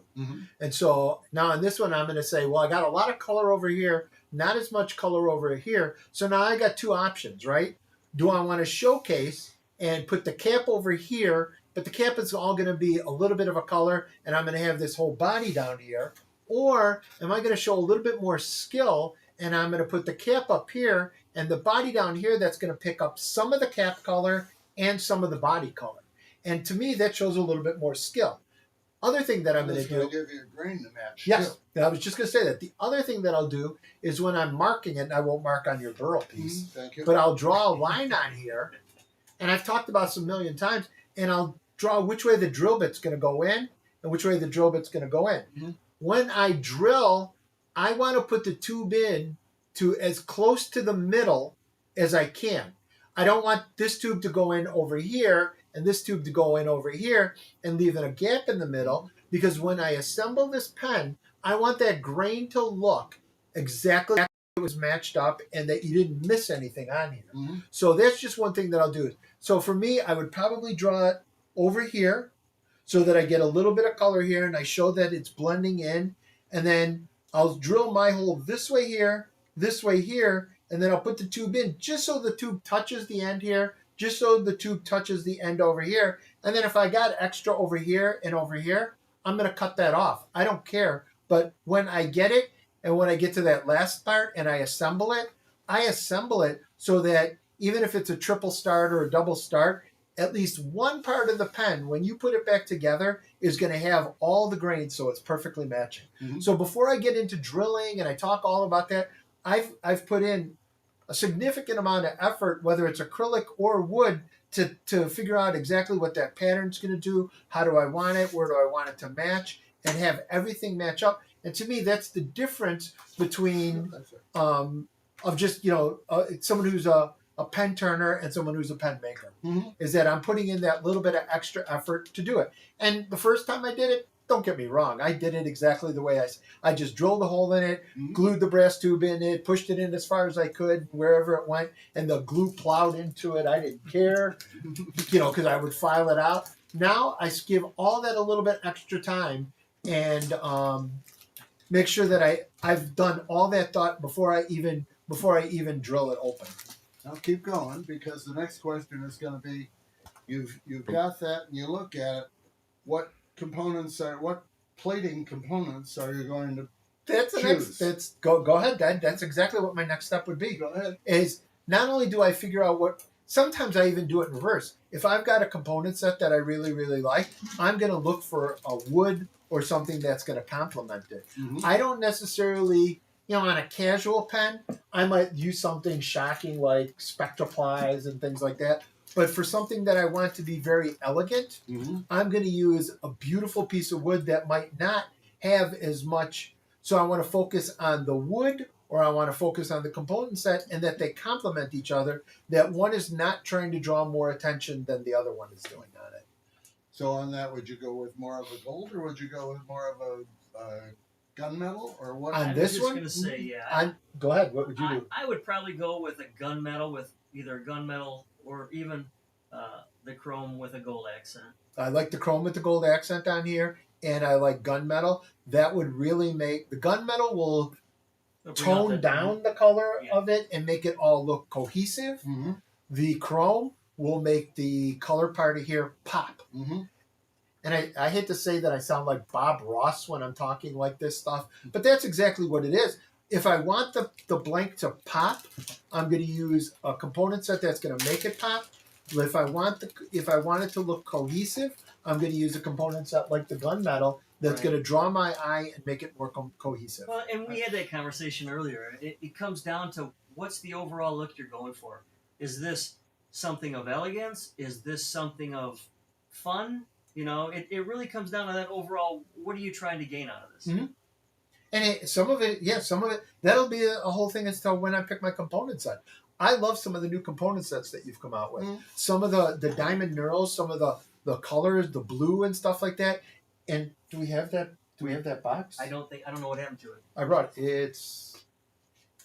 I brought it in the room here somewhere. Yeah, I don't see it. So when you pick that out, I might pick a blue, and then I love that blue component set. Underneath it? No, Okay. but this kind of does it, John. You got some in here that like this one. Yeah. Yeah, one of the examples we had was a white blank with blue and green and red lines, waves all through it. And so it allows you to do something that accents those colors, but doesn't necessarily take it over. So Yeah, so to me, picking before I even do the drilling, you're right. We kind of both skipped that stuff, or all of us. I picked the component set and the wood, so I know what I'm going to be doing, or the acrylic or whatever I'm going to be working on, and I know whether this is going to be an everyday thing that someone's going to want, or I want to make it very elegant. Not to say that the other ones are not elegant; they're just got a different appeal. Mhm. And I know that certain people are going to appeal to, something that's driven by color, and some people are just got a different personality and love to pop color. The type of burl as well, right? If it's a nice burl, say it's Ambonia, or maybe it's a really great contrasting buckeye, I'm going to use it for something a little higher class Mhm. because it demands more attention. It isn't just an everyday run of the mill blank, so it's actually going to bring more profit for the maker. So I'm going to want to pair that up with something on the higher end. Mhm. You know, if it's something a little more boring or just something a little more on the casual fun side, then I'm not going to have to go to that high extent. I may take something in the middle, you know, something that just accents the color, and that's why I like chrome, because chrome goes so well with any color. Mhm. You know, the acrylics, you can't go wrong with a nice chrome finish. Mhm. It pops. But the whole point to me is that I put that extra couple minutes of effort to figuring out where, even on this blank, Mhm. let's not forget that tubes are much shorter than this. That's right. So I can move the tube all the way down here and get a lot less of that crossover, or I want it right near that middle and get that crossover so the top bleeds into the bottom and it looks cohesive. Well, part of the go ahead. The difference is, though, if you're going to do something with the custom center band, then for me, I'm going to leave that gap in the center so that my grain matches up through the pen. Mm-hmm. Well, part of the whole thing here is as we develop this, as I develop this stuff, you're going to have some that have got a wide center band and some that have got a narrow center band, and you can take out these components if you want to and end up with no center band to speak of. Yep. So if you're trying to take a piece like this and make it into really one flowing pen, you can do that by getting rid of part of your center band. That's part of what I'm trying to design into these things and John does an amazing job with his abilities. Well, but just to show, I mean, I like to remove center bands altogether and make new ones, or even out of wood, play with the beading tool and put beads on them, or just have all sorts of fun and swap parts from each pen set. So with this one, I took so I can see it, John. This one I took I believe that was the pewter, and I swapped out parts with the blue titanium. So that way I've got both, and then it kind of matches what's going on with the Buckeye Burl cast. I've got some blue in there, and that will match the parts. It just gives it a little more accent, and you can have fun. And that's what I like about the multiple platings. It allows you to just get in there and change what you want, where you want to match the blank, and just give it a little more depth. Like I said, even with wood, you can add some beading in there. Get your beading tool. This is bird's eye desert ironwood, and be able to put a beaded center band and beaded finial on top. And it's just a way to make your work stand out next to everybody else. So the point that we're trying to beat in is, I think all three of us put in a lot of effort into thinking about what we're doing before we actually even touch the wood to cut it. I know what components I'm going to do it. I know what basic pattern I'm going to do on mine. I know what my center band is going to look like. I know what kind of finish I'm going to put on it. I know whether I'm going to make it a dull finish or I'm going to make it a shiny finish. I know all that stuff before I do it. And then I orient the pen. I orient my tubes on the blank to get what I want out of that wood. So yeah, it's important to have a plan. Part of this is experience. There's no doubt about that. And I will tell you, when I made pens for shows, I used to take the blanks and turn them to size before I decided what pen it was going to go on. At that time, again going back a lot of years, there weren't a lot of choices, but Craft Supply was offering the junior series, and I could make a junior gent or a junior emperor out of the same blank. Now I had to change the way I turned the body, so I couldn't just take one off and do the other. But the reason that I developed the ability to do this, to me, I think, is that I made an awful lot of pens that started out as junior gentleman, the cheap pen at that time, and ended up as junior emperors, the very expensive pen at that time. And they did because they turned out so well. I would take a burl and suddenly look at it and say, wow, this is really, really nice. So understand that this doesn't come overnight. You make a whole lot of them that don't work before you get to the point that you can kind of look at it and say, yeah, this is the way it's going to turn out. And that's why, John and Mark are so good at this, because they've been doing it for a ton of years. I haven't done it for a ton of years, but I still have some vision. So, essentially, you will get better and better at it. Go ahead. You're smiling at something. Oh no, I'm reading some of the Oh. comments. You only get one So chance one to of- mess up a beautiful piece of wood. I thought that was a great comment. Thank you, Bone Crusher. W. Bradburn asks the chrome-like pen that John you showed. What material was that? He says it kind of looked carbon fiber-ish. He thought. Yeah, that's the silver carbon fiber with the watch parts on it. You have to remember that John sells a lot of blanks, but also John makes it a lot of blanks. So when it comes down to some of the stuff that you see here, you probably couldn't make it. But he has the opportunity to play with some stuff from time to time that he actually keeps some nerve. Well, so I always say this, and there's truth to this. Most of the pens I make, I don't own. Your wife owns. I have to ask my wife if I can borrow them so that when I do demos, I can pass them around if I promise to bring them back. But I own very few of my own pens. So, and unfortunately, the ones that I don't keep, I give away, and I don't sell pens. I love making blanks. I love making pens, but I tend to give them all away. I'll tell you, being honest, one of the most exciting things is a lot of times you come over and say, "Here's a new blank I'm thinking about. Try these." I'll tell you, I love trying the blanks that you do. They're spectacular. So that's the story with wood. But one other thing I wanted to bring into here, wood, particularly as you drill it, if the wood is very, very dry, it will drill and the hole will stay the size that you made it. Most wood is not that dry. Particularly the woods we use are oily typically. After you drill it, the hole will close. And if you drill it again, it doesn't really matter. The hole will close again. You're just not going to get the actual dimension of the drill. So you may find that you need to use the next higher size drill in order for your brass tube to go through. When you finish drilling a piece of wood, take your brass tube, put it in and out, and see if it slides in and out. That's your test. If it turns out that it slides in and out, you're good. Don't mess with it. Life was good to you today.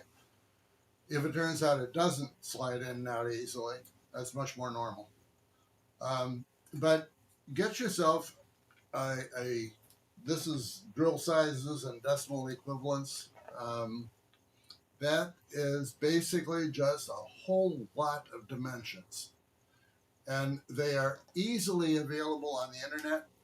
If you just go to Google and ask for drill sizes and ask for images. I don't know if many of you may not be familiar with this technique, but when you do a search on Google, it automatically gives you a bunch of information and one or two little tiny pictures. If you go up to the top on the left-hand side, it also says images. Click on images, and suddenly the whole page is filled with the images, most of which are printable. I was just going to say, I bet Dean could probably convert something, not to create more work for you, Dean, but possibly a PDF that they could just download right off your website. Yeah, the difficulty with that is that there's so many that it gets awfully small. Sure. It really is difficult to read. Yeah. And I've You have had to create a 20 of spreadsheet. these in different sizes, and I actually have that in a spreadsheet that I've made for me. Yeah. These things are out there, and they're so easy to find. And you're right. You have a poster on the wall. I'll tell you. Yeah. One thing though is simply clearing the bit. Yeah. Clearing the bit, Yeah. it does way more than you think it does. Clearing the bit clears the heat, and Yep. I get so, especially on acrylic. There's nothing wilder than watching someone drill down, and they're watching that little piece of acrylic Yes. come out of the Making the flutes. hole bigger. And then you pull it off and you go, well, look at the hole on the top. And they Yeah. go, I don't care. I'll push the tube in. Well, now you just defeated the first step that I said. I When I want to do this, and when I keep the hole as close to where I'm got. I think in the beginning we all drill too fast. Yeah. Right? We need to slow the drill down a little bit. I drill below 900 Yep. RPMs on the lathe, and it stays nice and straight and clean. I don't go overly quick. I clear the hole every half to 3/4 of an inch, so it just helps you not ruin it. Well, the thing is, if you're drilling successfully, one of the things that you will find is that most of the time the swarth will come out in ribbons. Yeah. If you find yourself with it coming out in like sawdust, it is possible that the wood is just so dry that you're not going to get it to come out in ribbons. But vast majority of the time, it tells you that your drill bit is not sharp. And if your drill bit is not sharp, you're really fighting a losing battle to try to get a decent hole through it. Drilling, If the wood's too dry, yeah, you're just gonna push through it, and then you're gonna have problems anyhow. well, yeah, dry wood is, you can make a halfway decent pen out of it if you get lucky. Well, But and you time, have some ultra thin CA. yeah, exactly. Yeah. Exactly. You Well, have to have a lot of thin CA around and work on it as you bring it through. We'll see how many people are listening, but I always go with the drier the better. Oh, I wouldn't understand that. We I don't know if anybody goes with the drier the better. Let's see if anybody comments on that one. No. But to answer someone's question earlier about do all burls need to be stabilized, no. It comes down to the burl itself. And if you've ever had any maple burl, depending on the stage that it was cut up, some maple burls are very, very stable and solid naturally. Some of them get really dry. Buckeye burl, redwood, they're all very dry. Most of your root burls get very dry, so those definitely you want to stabilize. But I turned that Buckeye burl pen without it being stabilized, just using ultra thin CA, and I just kept saturating it, kept holding it together. So it doesn't have to be. It's good. Surprise to everybody, there was a time that stabilization was not available at home. And so we did an awful lot of stabilizing with CA. Essentially, you put it on the lathe. You turned it down until it was about 1/8 or maybe 3/16 thicker than you needed it, and then you started with the CA. Yeah, just And don't it was glue it to kept- the bushings. Yeah, well, you glue it to the bushings occasionally just to keep in practice. but- Right. and that way you learned how to use the punches at an angle, because you had to go through the hole that was a 7mm hole in order to be able to get at the other one on the other side, and so there had to be a certain amount of angle, so it couldn't be a 7mm. Never mind. The book, they're talking about the book. The book will be available on Exotic Blanks too, right? Yes, it will be available in Exotic Blanks. We've got about 10 copies, I think. So Yeah. As I say, I honestly I ordered everything on Amazon that I thought would be possibly pertinent, and they were delivered yesterday. I'd like to say I've read them all. That would be a lie. So as time goes on, we will have additional information available. But that book, that expert guide to fountain pens, did a really good job for me for the MPG thing. It covered everything that needs to be covered, and it just didn't, like everything else. I'm not as smart as the guys that I talked to. They were way over my head many times, but I was at some pretty high caliber shows. I went to the Washington D.C. Super Show and exhibited there. I always think that if I know that much about it, or I take that extra effort to read the book and I understand it, Mm-hmm. that's going to give me a leg up against the guy who's selling pens for Oh, $4 down. absolutely. Yeah, you're gonna have the Absolutely. confidence. So many people try to sell fountain pens because they say, "Oh, I can sell fountain pens for $100 more than a rollerball." And they think all it is unscrew the Yeah. tip and unscrew Yeah. the tip and you got it. Now I'm on. Yeah. And technically that is what it is. But Yeah. you know what?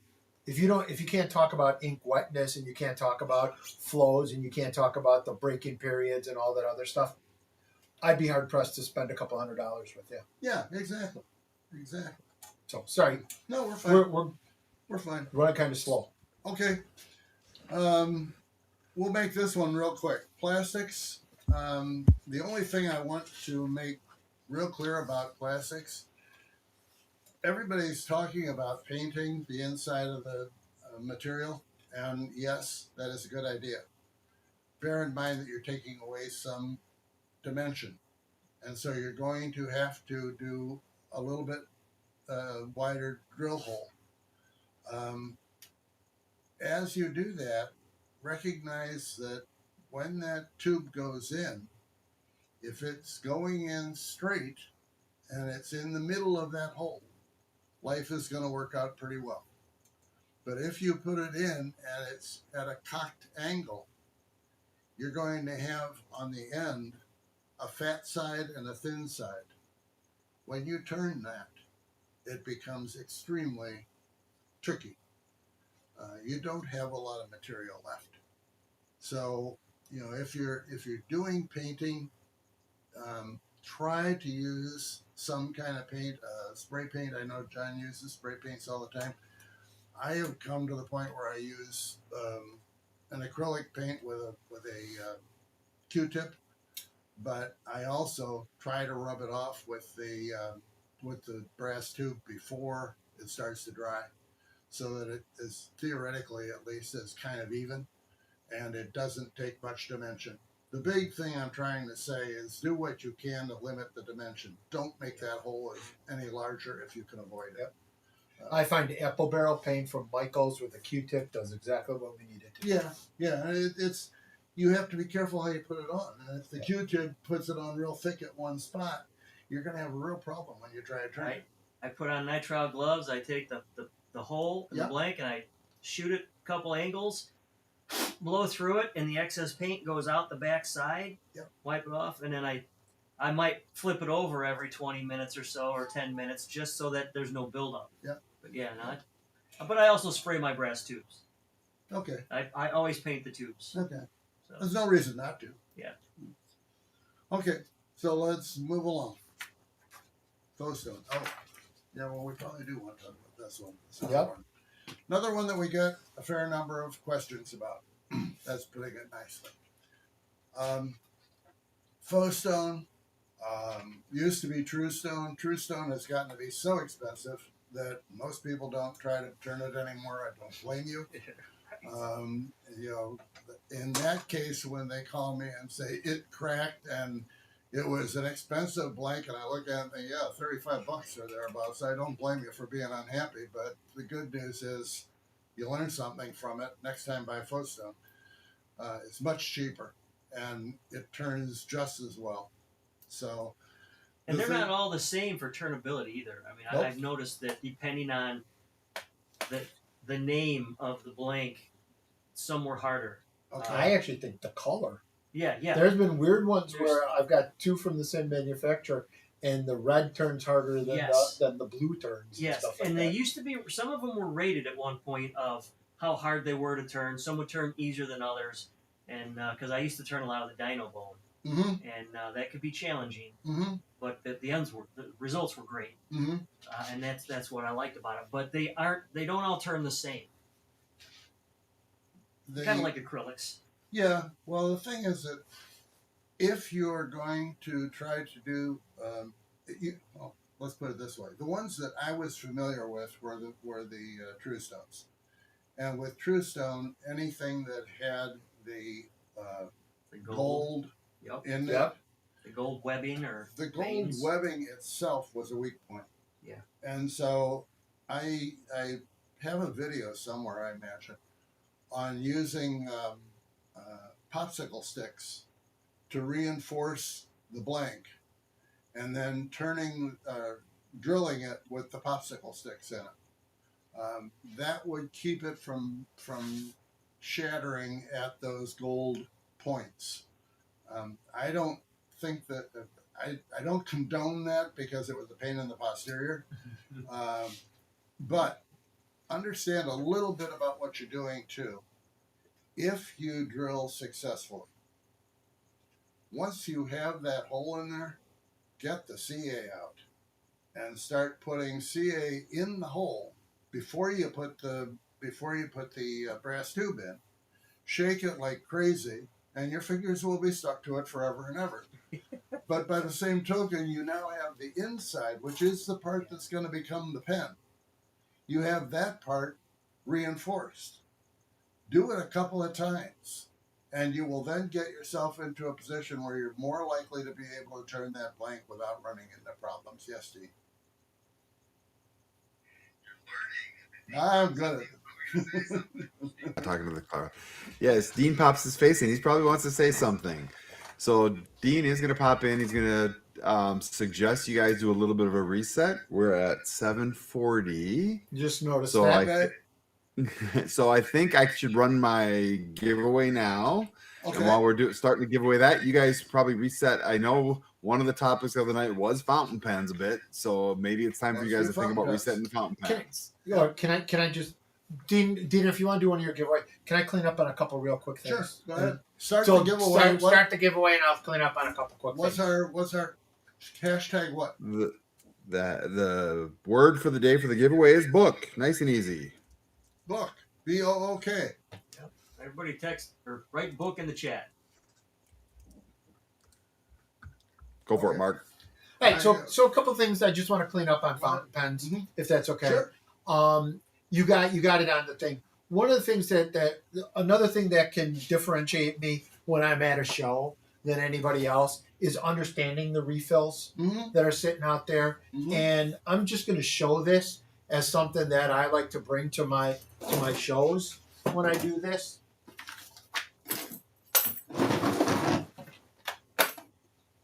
I've got a fishing tackle box up here. And so the cool thing about it is when people ask me about different refills, I've got all my Schmidt refills here. So if someone wants a purple refill, Mhm. I've got some of the linear purple refills. If they want a blue refill, if No they want, pockets. yeah. I love, as you know, I fell in love with the 6040. Mm-hmm. The Schmidt 6040 refill. If you haven't tried it, next time you order from Ed, pick up a couple of these 6040s. It's got a shock absorber built into it, and it will write more like a felt tip rollerball than anything. So I've got all the different colors. I've got bolds. I've got some mediums. I've got some thicknesses over here. I've got my Parker styles over here. When we talk about fountain pens, if someone wants me to convert them to a fountain pen right there, I can do that because I've got my fountain pen equipment over here. So if I know that I'm going to convert a, one of your diamond knurls, Mhm. I've got the diamond knurl, I've got the black chrome one here, I've got the blue one in here, I've got a couple silver ones, I've got the gold one, I got the junior gent. I can convert things in here, and I can also do some fundamental repairs for people up here too. I've got a bag of springs. Mm-hmm. Always have a bag of springs that are sitting out on here. And so all I'm saying is I like to do this because if someone is teetering on it and they like the way it's all about the feel. If I can make them feel better about it, and the weird part about it is a lot of times when they talk about a refill, I'll let them try the 6040 and then I'll pull it out and I'll be honest with them. I'll say it'll work in any of your rollerballs. Keep the refill and just walk away with it. They're not going to. Mhm. They're going to want to buy the pen, and all they wanted to do is know that I'm being sincere with them, that I'm telling them that this is just some of the options you get. So the cool part about it is you buy a pen. All my pens come with black ink. But the cool thing about it is not only now have I got something that I've customized and I can do something different with the blank, I can now customize the refill. I can give you the shock absorber. I can give you the rollerball. I can convert it to a fountain pen. I've got a whole bunch of different fountain pen inks. I've got the converters in here. I've got the miscellaneous. I always carry, can you give me a couple of those? Mm-hmm. Just one or two of those. I'll always carry a thing or two of private. I love private reserve ink. And so I'll give I'll have these ready to go with me. Mhm. And so I can tell people that they can do all that. And all I did was it's a fishing tackle box. And everything that I need to do is in my fishing tackle box. Mhm. So when we talk about refills and further refining the experience for someone, it's just something simple. And you said, right, I mean, you got it here. The 6040, the full line of wits, all that stuff is all right there. Where I shot myself in the foot was as I was giving out all the pens that I've done over the years, especially to people at work. A few of them had used my pen, and I always have the Yep. Easy Flow 9000 refills in it. And what had happened was several of them realized, hey, there's a difference. Why does your pen write so much nicer than the one you gave me? And I had to start swapping them. So now I don't give a pen away until I swap out the ink. Every pen that I gift or give away has the Easy Flow 9000 in it because it's just that smooth. Well, I like the Easy Flow 9000 because I can get it in blue. Yeah. And Yeah. I, as you know, sign everything in there. Yep. Thank you, Ed Brown, and all that crap. That has become rather interesting as to how much ink it uses. But the blue ink on it makes it look like it's different. Yeah. You know, Well, they know it's hand done because it's blue. It's not Exactly. black. A lot of people that I used to work with had to use blue to sign anything official because you could tell it wasn't a photocopy. Yeah, well, these days, when I was in the photocopy industry, we got a kick out of that because about 10, 12 years ago, the copiers got good enough that you couldn't tell the difference. If it was a blue signature, It just you got couldn't me. tell the original from the copy. Nice.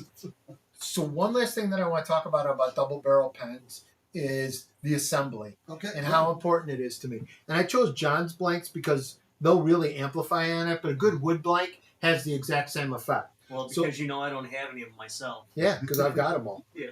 So if you take a look at this, and Dean, I don't know if you can. Yeah, can we? Yep. There you're we good. go. You're good. Notice when this thing. Go my way. Yeah, go ahead. Go toward There John. you go. There There you we go. go. Okay, we're good. Notice when it assembles, the feathers line up. Everything lines up on this thing. So here's what's neat though. If that's your prerogative, you can do that. But if you skip the next thread and put it back on, it's not a mirror image. It's the opposite. Everything is split. On a junior, it'll do that. No, you Not with have this to. one.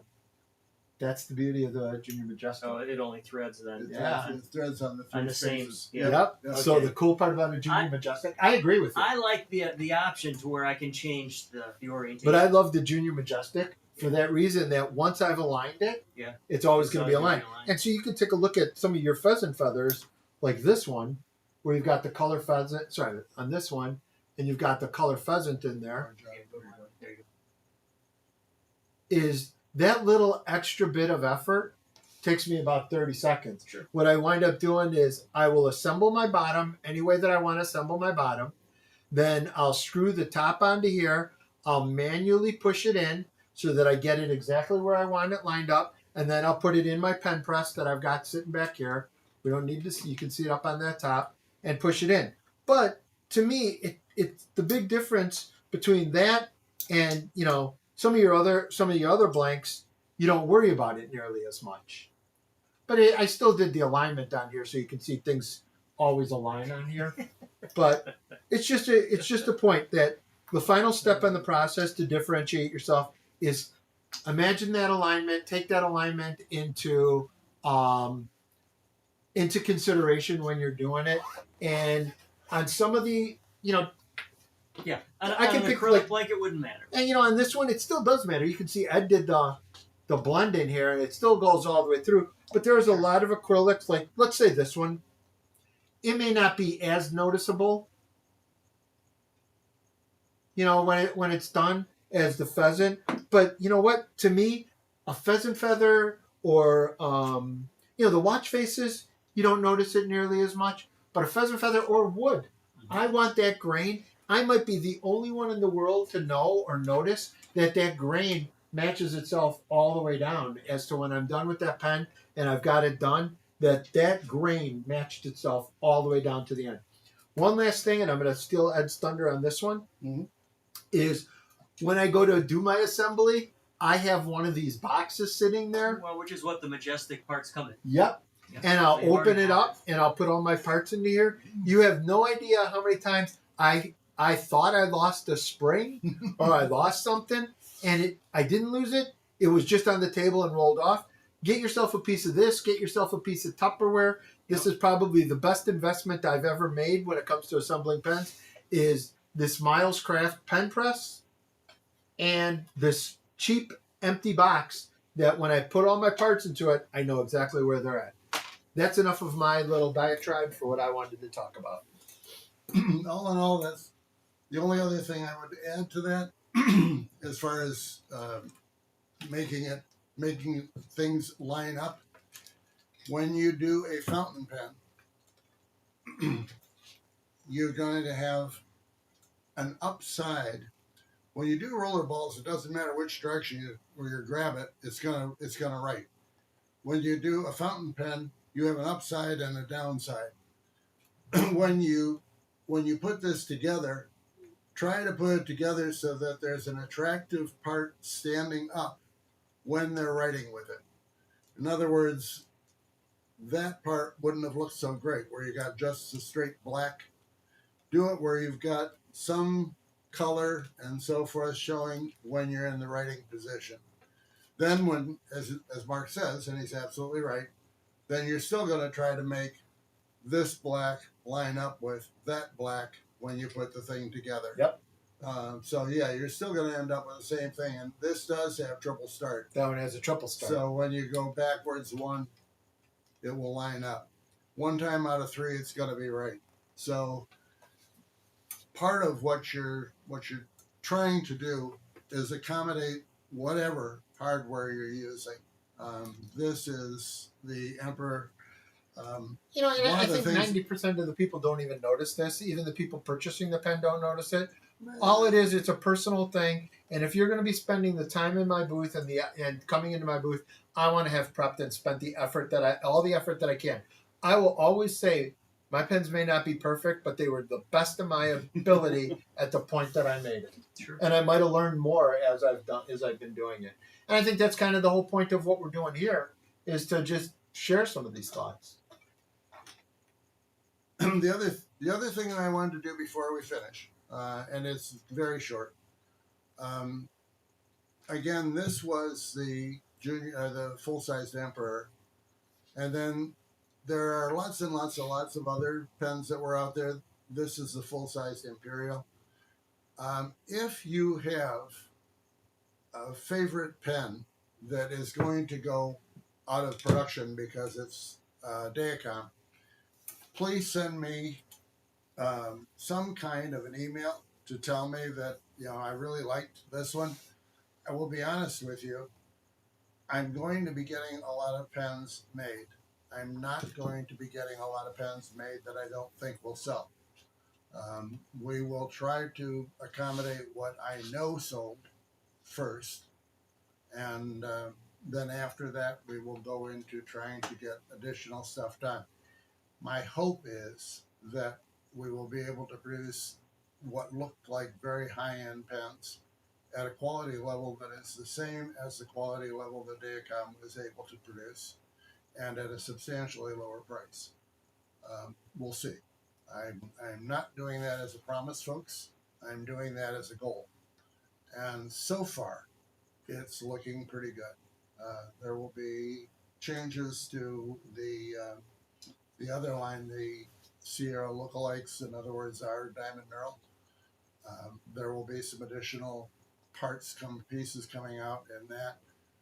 I hope very soon we will have a clicker that works. So yeah, there's a lot that I'm working on. But the most important thing is if you have something that you really would like to see continued, let me know that, and at least I will make an effort to see if it's possible.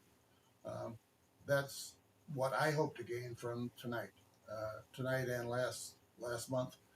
Any ideas that you have that you think are important to you, I will try to accommodate them, assuming that other people think it's important too. I had one guy call me and said, I do this, et cetera, et cetera, et cetera.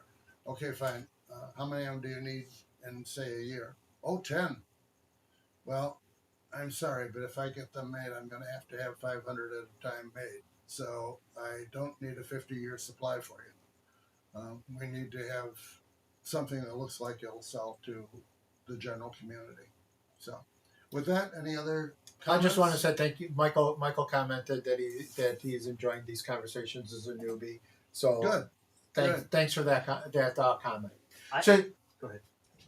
Go ahead. No, go ahead. So I think we're going to start on fountain pens, right? Oh, that's right. I get to be Vanna. So as you get, Okay. So is that the giveaway? Yeah. Because if that's the giveaway, We wondered whether people might have ever seen a large pen blank. And so this is what the pen blanks used to look like when I bought them. And I bought this from Berea because they still had one laying around. But that's the way pen blanks used to come. That is about 3.5 feet tall.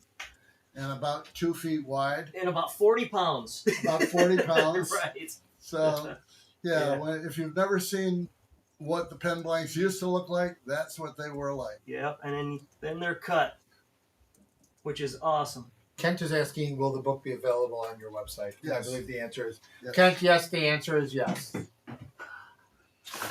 So, what additional things do we want to say about fountain pens? Do you want me to kind of talk Sure, about it? Go ahead.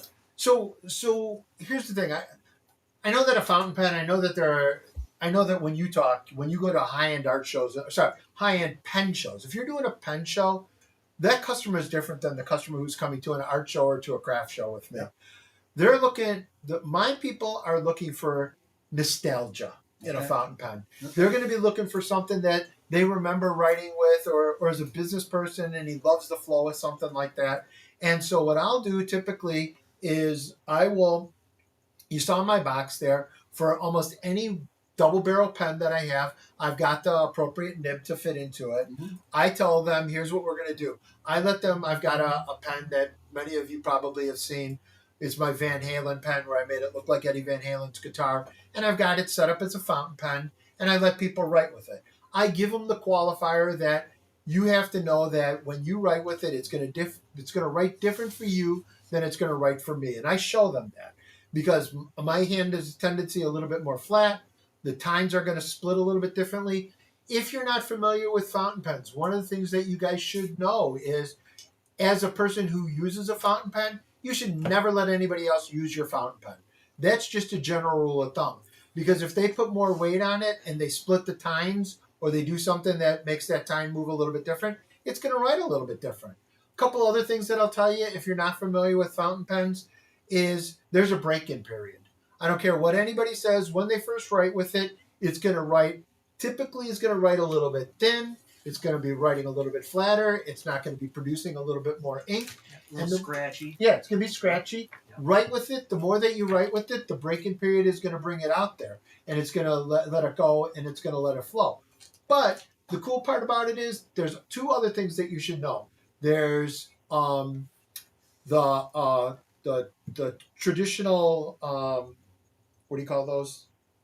Not the Punch. Oh, the converter. the converter pump. This did it. Yes.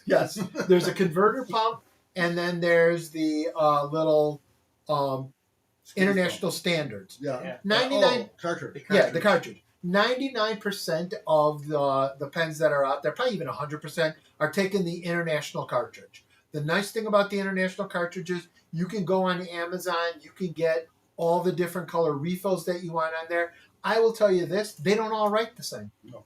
All those inks, some of those inks are a little bit more frilly, and I'll tell you, for me, if I only had one choice, I love Private Reserve.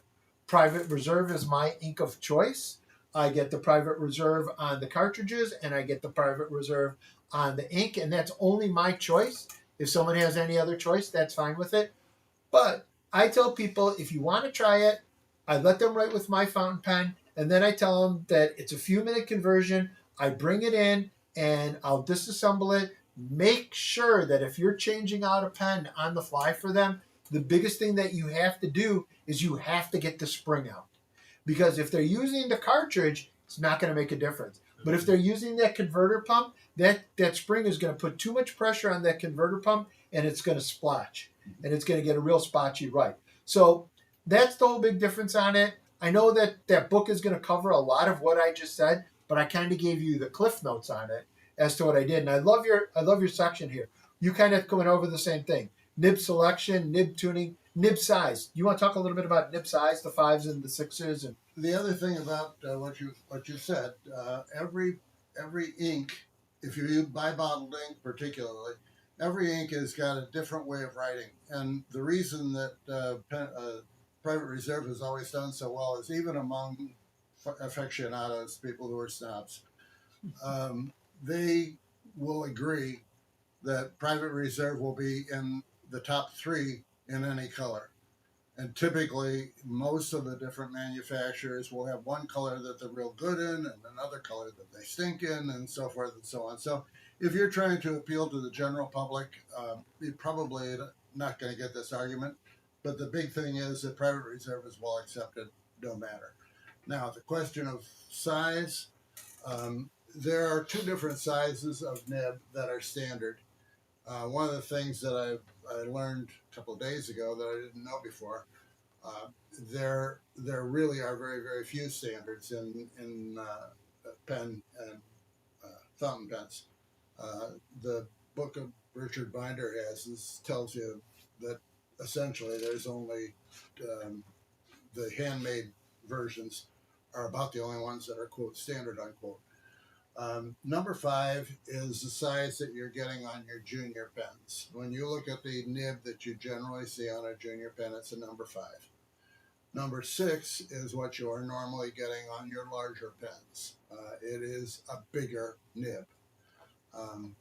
The international, actually, they're not 5 and 6, they're 6 and 12. So if you read anything international and you see it, don't get confused, just ignore it.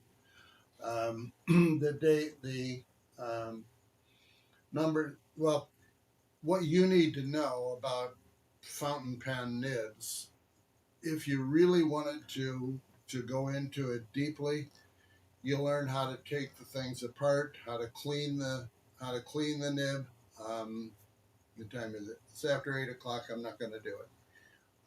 But essentially, what you're going to want to be able to do at a show is at least take that much off and tell people what's going on within it. You also want to know enough about it to know that you need to clean a fountain pen. Americans are not big on maintenance. And when you tell them that, yes, every time you change the cartridge, you also should clean your nib, you typically will lose your sale. In a fountain pen convention, you sure won't. They know that. But in normal world, they're going to say, I don't want to do that. If they don't, it may rate fine, particularly if they're using private reserve, because it is not a picky ink. But if they're using one of the inks that's more thick, they're going to run into trouble if they don't clean it. So those are a few of the things that you need to know about it. I tell people that, the simple thing is two simple things that you need to know. A fountain pen wants to be written with. Yep.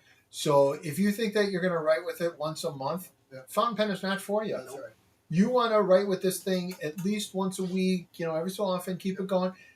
The maintenance, though, if you're good with it and you're doing it like you said, there's a lot of times that the maintenance is simply take the pen over, take it over by my sink, Yep. run warm water, Yep. not hot, Yep. warm water, hold it under there, watch the ink clear out till the ink dissipates, and I'm now running clean water on it. Yep.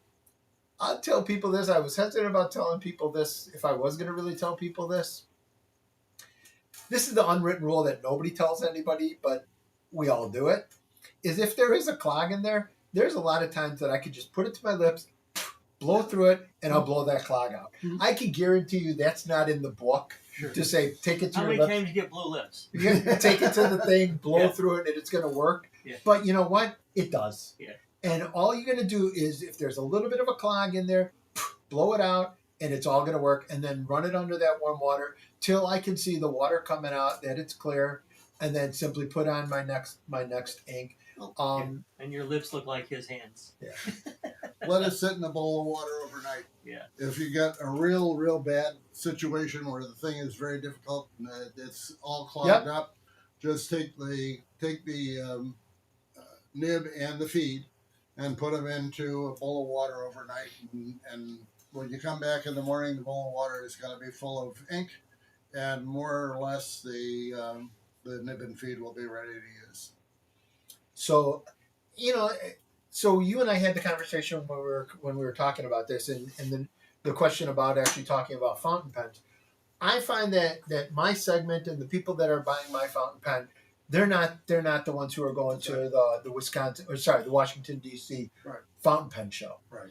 It's the people who have that nostalgia, want to do something that looks different, want to have some of that little bit of differentiation that they have in there, and so that's what they're looking for. And so let me just make sure I count everything Yeah. that I have on here. Yeah, I Well, talked about nib break-ins. I talked about supplies. People want to talk about inks and their wetness and things like that is another phrase that you should know. Lefties versus righties. If you think a lefty doesn't want to write with a rollerball, I can tell you a lefty doesn't want to write with a fountain pen. Well, some of them are really cool though. There are guys that can come up with their arms Yes. around like this, and it's amazing what they can do with their hands because they know that in the past they've run into that problem. Now there are inks that are made for left-handed writers, so if fountain pen inks. So if you do have if you really want to be a pro and tell them all the things that they want to know, yeah, you can carry one with you that will have that fountain pen ink in it that's fast drying, and it's pretty good. I used to use it occasionally, and it worked pretty well. Now, there were guys that would come in and try to prove that they could make it smear, but in the middle of the summer at 98 degrees outside with a 95% humidity, their hands were wet as it could be to start off with, and don't tell me about your problems. So I see people, yeah, I agree. There are left-handed people who can do it. I completely agree. I will just tell you, for the casual person, you just got to make them aware of it. Yep. And if I've made them aware of it, and then I've done my job, and I tell people, I guarantee everything that I do for life. If they want to come back and they have an issue with anything that I do, we'll make sure that you're happy with everything that I do. And so I find that if I'm flat out transparent and honest with them, that's going to be the best that I can be. most of the people that aren't at fountain pen shows are not snobs. And if they're not into this to try to tell you that you're wrong, you can have great conversations with them and you have a really good time. So Kent asks, how do you train a fountain pen? The old rule of thumb would be taking a brown paper bag and writing figure eights on it, and that'll get the time to split and divide and stuff like that. I've actually found with the new nibs and some of the nibs that we have on a lot of these things, just writing with it for a little while. I know that the first week or two, as you said, it might feel a little bit scratchy. I find, Kent, that I don't train it like you used to have to do with a more traditional fountain pen and some of the other nibs that are out there. These are a little bit more softer metals, and I think that they pretty much will adapt to the way that you write with it. Well, and I think you need to get familiar with how the pen works as well. Yeah. Go ahead, Dean. He answered them. I was gonna point out the questions Okay. on nib breaking and training a fountain pen. So nope, he got it. Okay, well, it's always a good idea. And generally speaking, when you pick up a pen and start scribbling like this, if you can feel a real heavy scratch, get out some 1000 grit paper and just put it down there. You as the guy who's going to sell it, not you as the guy it's being sold to. Get it so that there's no real heavy scratches. If your tines are lined up straight, you're not going to have a problem. But if you get a real scratchy one, and it can happen, particularly with the number of pens that they're making. So, but if it feels good, and this one feels very good, but it was inked at one time. So that's all there is to it. Just try to make sure that there's nothing that's really horrible, because the customer is likely to come back and say, this writes for spit, and they're right. So try to get it to the point where there's no scratchy spots. Anything else? Harold, Harold, I do appreciate the old joke. Can you tune a fish? Yeah, can I tune a fish? Play it skip. So I think at that point we kind of covered we covered roller balls. Yep. We covered refills. I think we covered everything that I wanted to cover. How about you? Yeah. We covered fountain pens. We're always looking for what other topics are you guys looking Amen. for? Amen. So if you guys have any topics you want to throw in the comments on the side or send to sales@exoticblanks.com. You can always reach, you can at least reach me, and I assume John Yes. also. Yep. You can reach us through sales@exoticblanks.com. I'm never here. You don't reach us that way. All that happens is Dawn will know to send it. Right. And Somebody will because go. someone asked this earlier, and I was texting my wife on it, it just happens to know that the Midwest Pen Turners Gathering is April 16th and 17th And someone asked about the change of venues. Yes, we're going to the Hilton Northbrook, which is right on 294. I'll tell you this, it's twice as big. And so we're going to have some hands-on sessions that we're going to have there.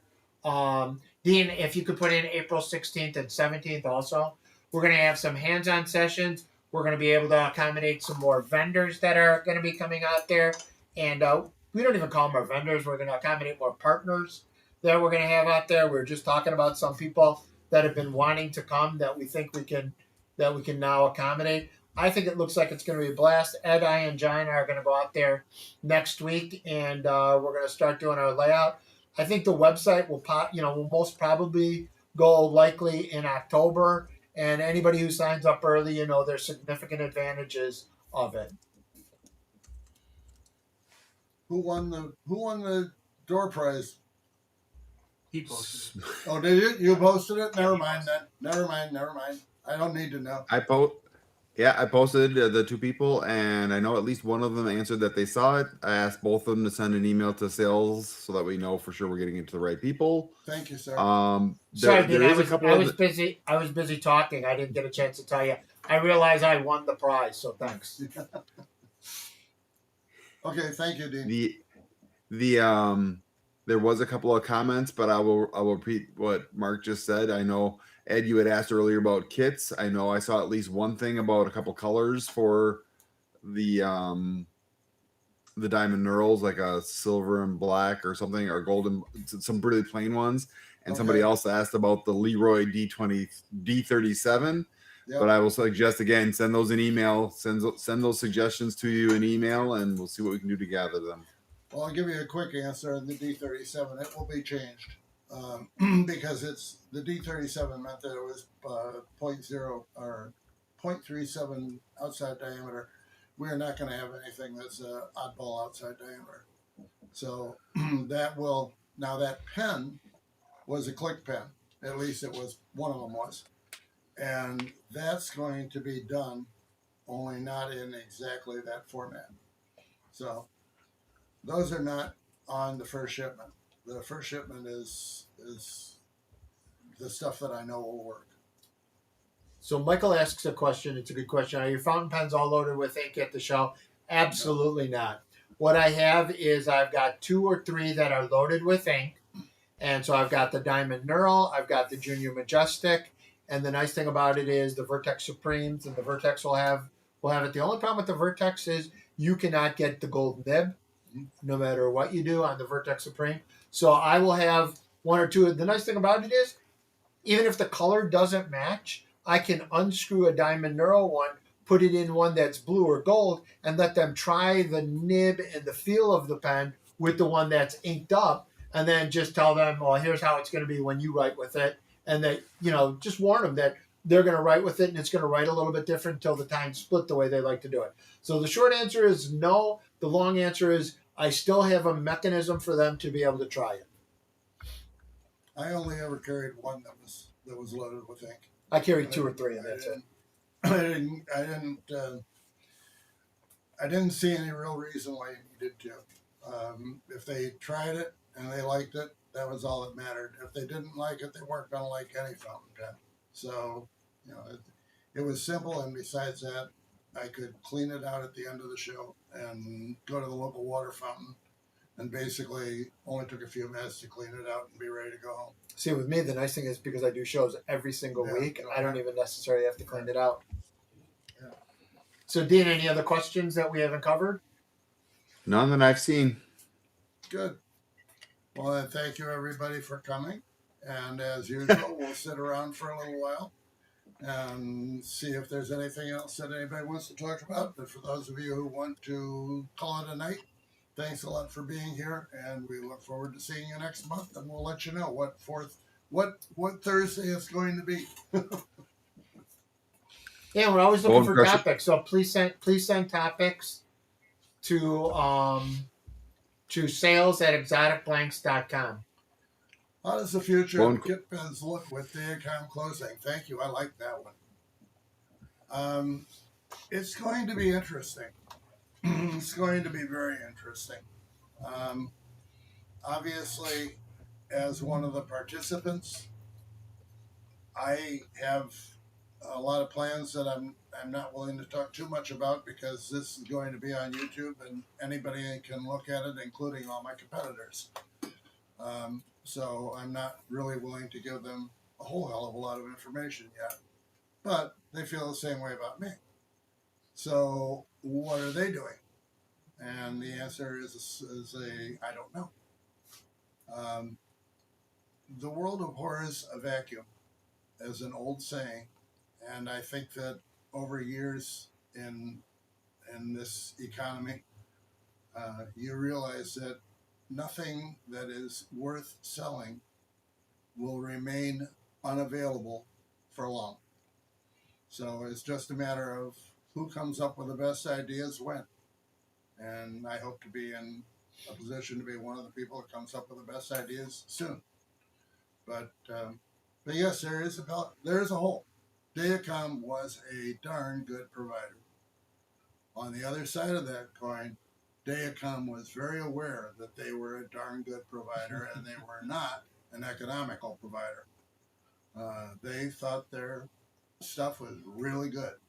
And their stuff was good, but not nearly as really good as they thought it was, in my opinion. So, so we'll see. Can you build a better bridge? I'll let you know. So, Dean, I see one question in here about the pen press technique in True Stone. I drill, turn, and finish. I don't even know that it's particular in True Stone, but if you can't take the component and actually get it to line up and almost push it in a little bit, then there is something in that tube that I would clear out. And, especially in True Stone, you hit it right on the head.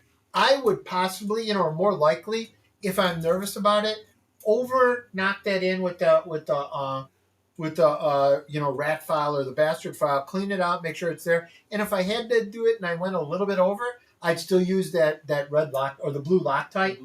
Blue Loctite is phenomenal. If you don't have that at home when you're assembling, you're missing out. It's a great thing.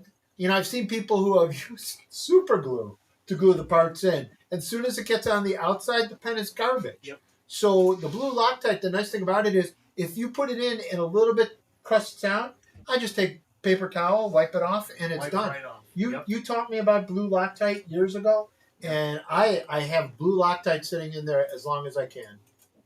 Yep. So I'm going to take Mike's question here. Mike's got one. Mike says, I wonder how many years of experience are there combined between the three of you? I'm going to answer that with saying I've been pen turning for over 15 years, and I'm the newbie in the group. Well, they have more experience than I do. I'll give them that. And I've been doing it for just over 20 years. I think so. I think I met you in '94. Was that 95 when you were doing art shows, and I was a pen turner already. So the wildest thing was, I bought my first. I went to Woodcraft and I took a class. The only component set that you could get was 7mm, and the most exotic wood that we were all turning was Cocobolo or rosewood. Oh no, Kingwood. Kingwood. Same thing. But so it was Kingwood and Cocobolo. We all made our first pen on it. So I've been turning since probably '94. So that would put me right at a little over 30 some years. Yep. And I know the joke is, right? You'd think after 30 years he'd be better than he is. I know That's what you guys are waiting to say. But yes, I've been doing it a little over 30 years. Yeah, my early days I was making hope chests and doing scrolling and intarsia and all that. I didn't find pens until my wife wanted to know why I wasn't making pens. So sorry, the question comes up, do you not use the flappers on I use the flappers all the time. just because they're folded down, that's all. Yeah, oh sorry, they're just folded down. Yeah. I use the flappers all the time. Yeah. And somebody asked, I haven't found that big buck yet, but it's early. So I got time yet to find one. So I'm going to flip the camera for 1 second. I belong. Yeah, I have mine. Yep. Not only do I have mine, I have the first one that I ever bought from Ed, and I have my first fountain pen that I bought from you. It was a Junior Gent 1 with abalone shell. And I will tell you this story. I don't know if I should. Why not? But It's this a was long time this is ago. the kindest thing that ever happened. Yeah. You had it up on the thing, and I think you were asking $150 for it. Could be. And I always I went 2 or 3 years into the show in a row just to talk to you, not to do anything else. My wife went around the rest of the show, and I would just sit there and talk with you. And I said, "Boy, I love that fountain pen, but I'm not going to drop."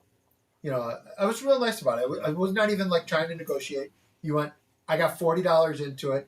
How about we do it for 40? And I hate to say it this way, I've never used it, but I wanted it. Yep. And it's just sitting there. Yep. And it's a Junior Gent 1 with blue abalone shell, which tells you how innovative it was at the time. Sure. Yeah. With the Junior 1? Yeah, Absolutely. Right.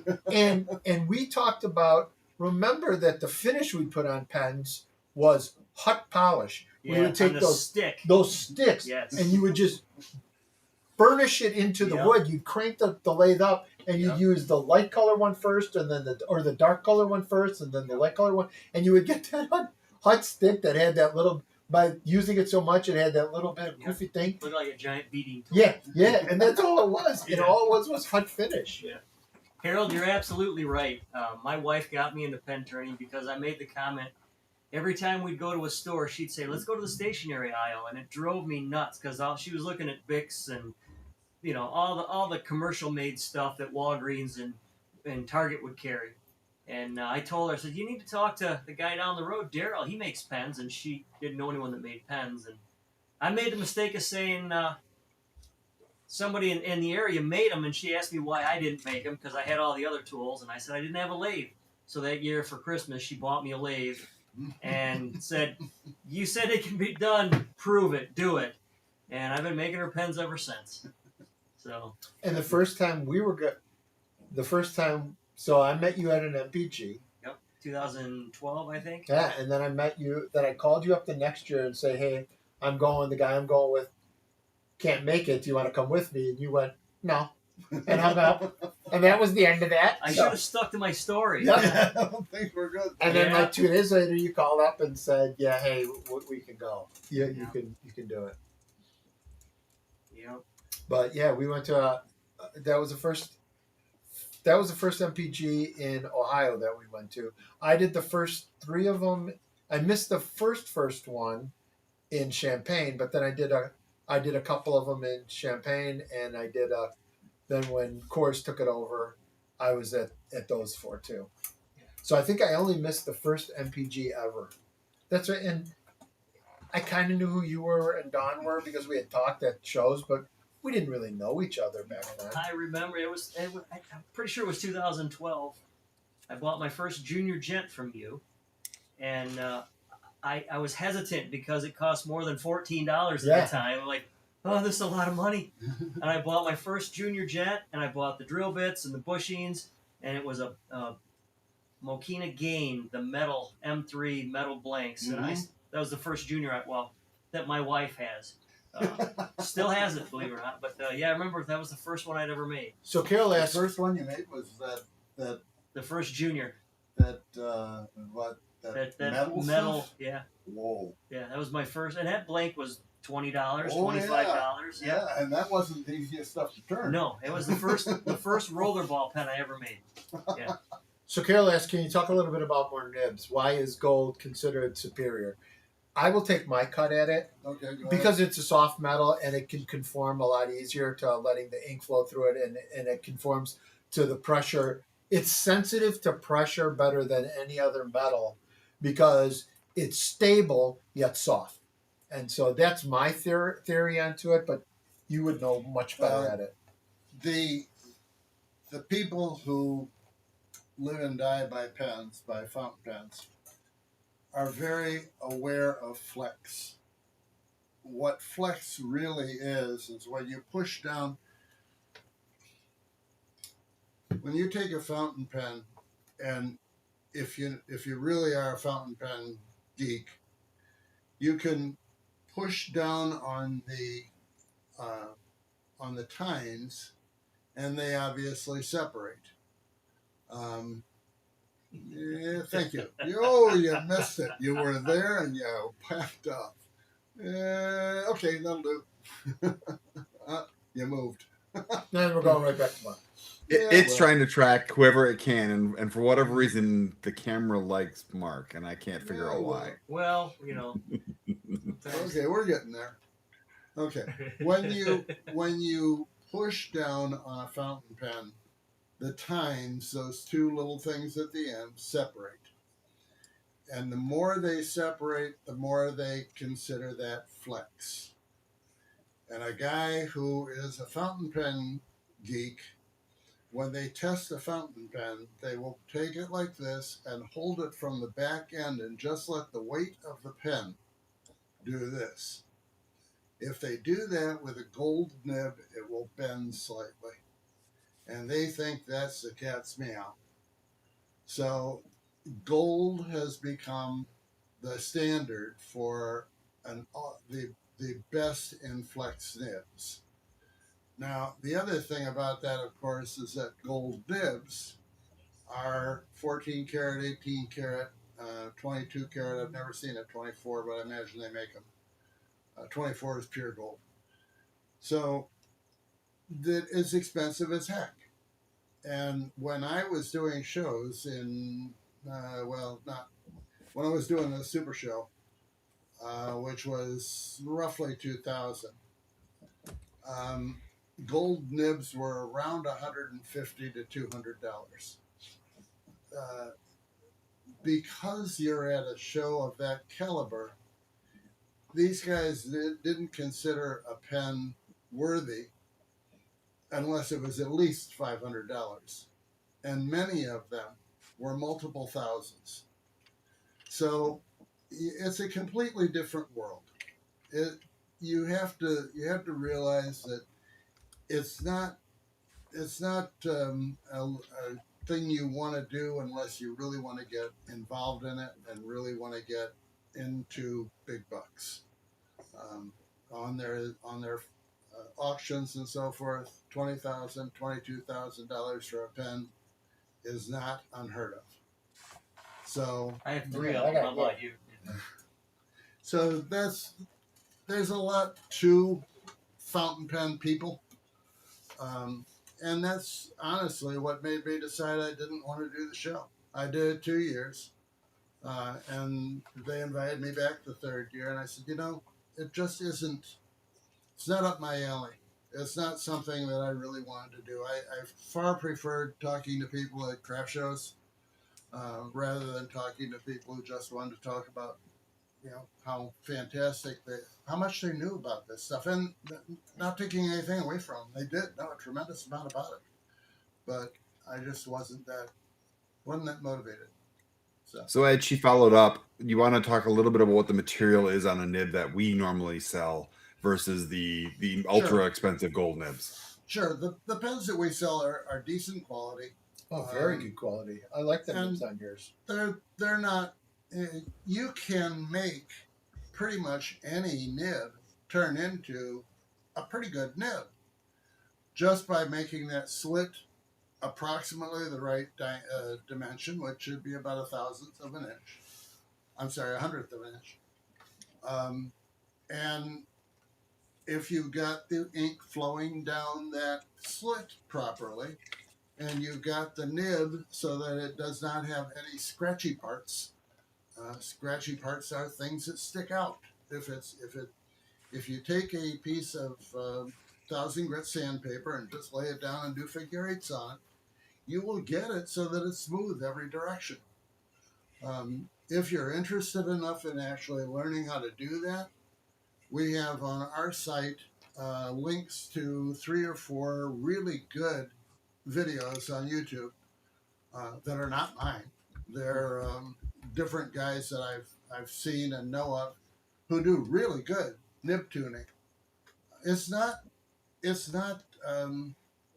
I guess it's not a science. It's more of an art. But by the same token, it's not difficult. It's just time-consuming and finicky. And and any material can work fine. And the material that they're using in ours is some kind of a flexible metal, and it's pretty thin.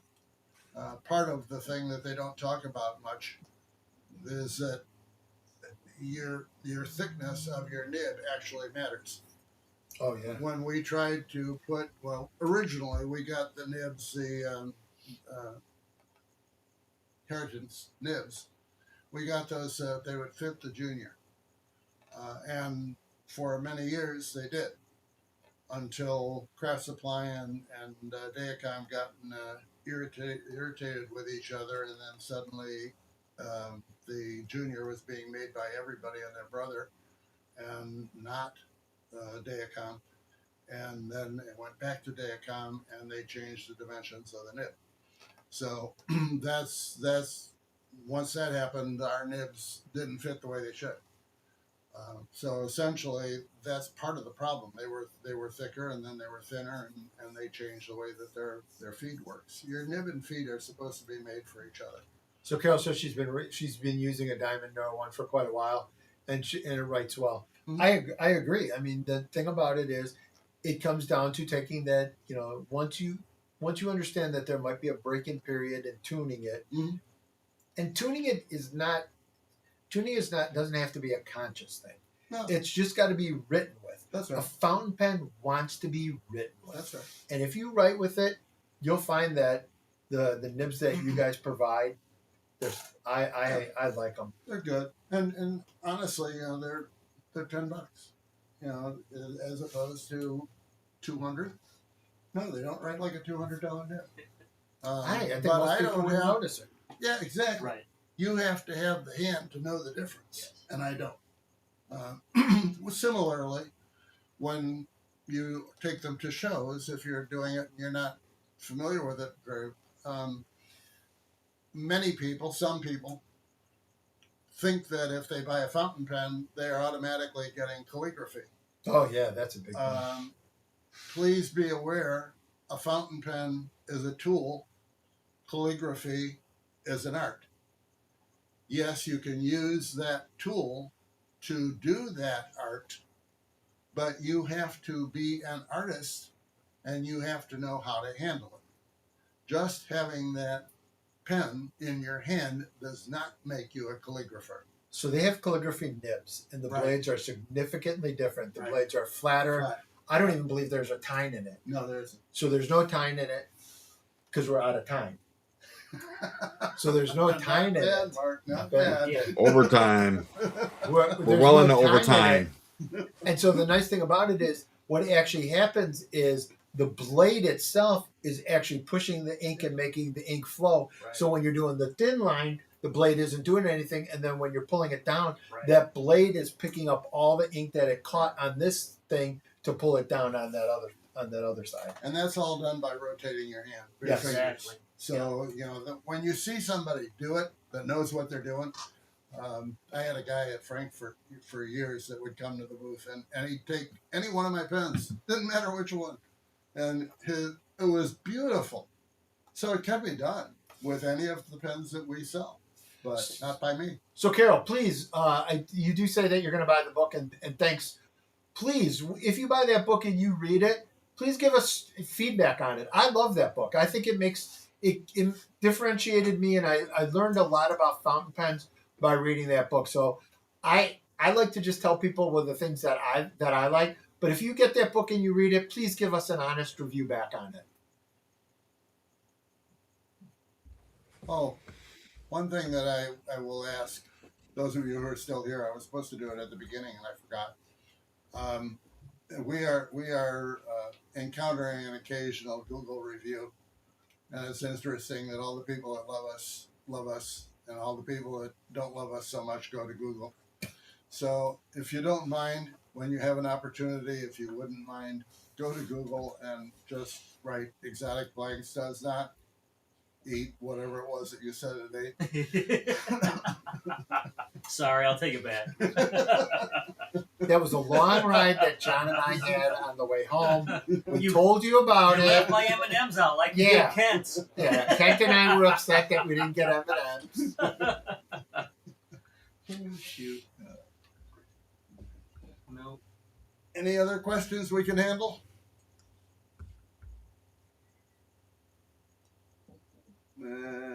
Thanks, guys. Great to see you next month. We will be here next month. Just don't know exactly when. Probably the fourth Thursday. It sounds like that's where we're going to end up. But we don't have a topic yet, so please send your Yeah, if topics you wanna to send- sales@exoticblanks.com. If you don't, it will probably be finger rings. That's probably what will happen. Rings? Finger Just- rings. Just it'll be interesting watching you guys with the camera if you do it the fourth Thursday. Unfortunately, Dean's the one guy of the group who's not retired. I thought you Fourth were Thursday's the third- bad one. I thought third Thursday was your problem. No, you said fourth. No, it's the Oh, fourth. well, It's then our it won't normal. be We're the normally fourth. the fourth. Okay, sorry about that. You- As I say, you'll find out in the email, guys. As soon as I find out. Yeah, fourth. Third Probably the Thursday is third, more right? likely if you guys need me this year, Okay. this month. Okay. Okie dokie. But we do need topics, so please provide Yes, topics are topics. good. And we don't So- we know a lot of people, so if there's a topic that one of the three of us aren't well versed in, we'll see if we can find any. And we are going to vary on occasion. I know that we did a couple non-pen related ones, and we're going to do that again. Small turning related things. So All right. On that Thank you, note, sir. Let's I call it a will night. find the stop button. Good night, all. Good night. Good night.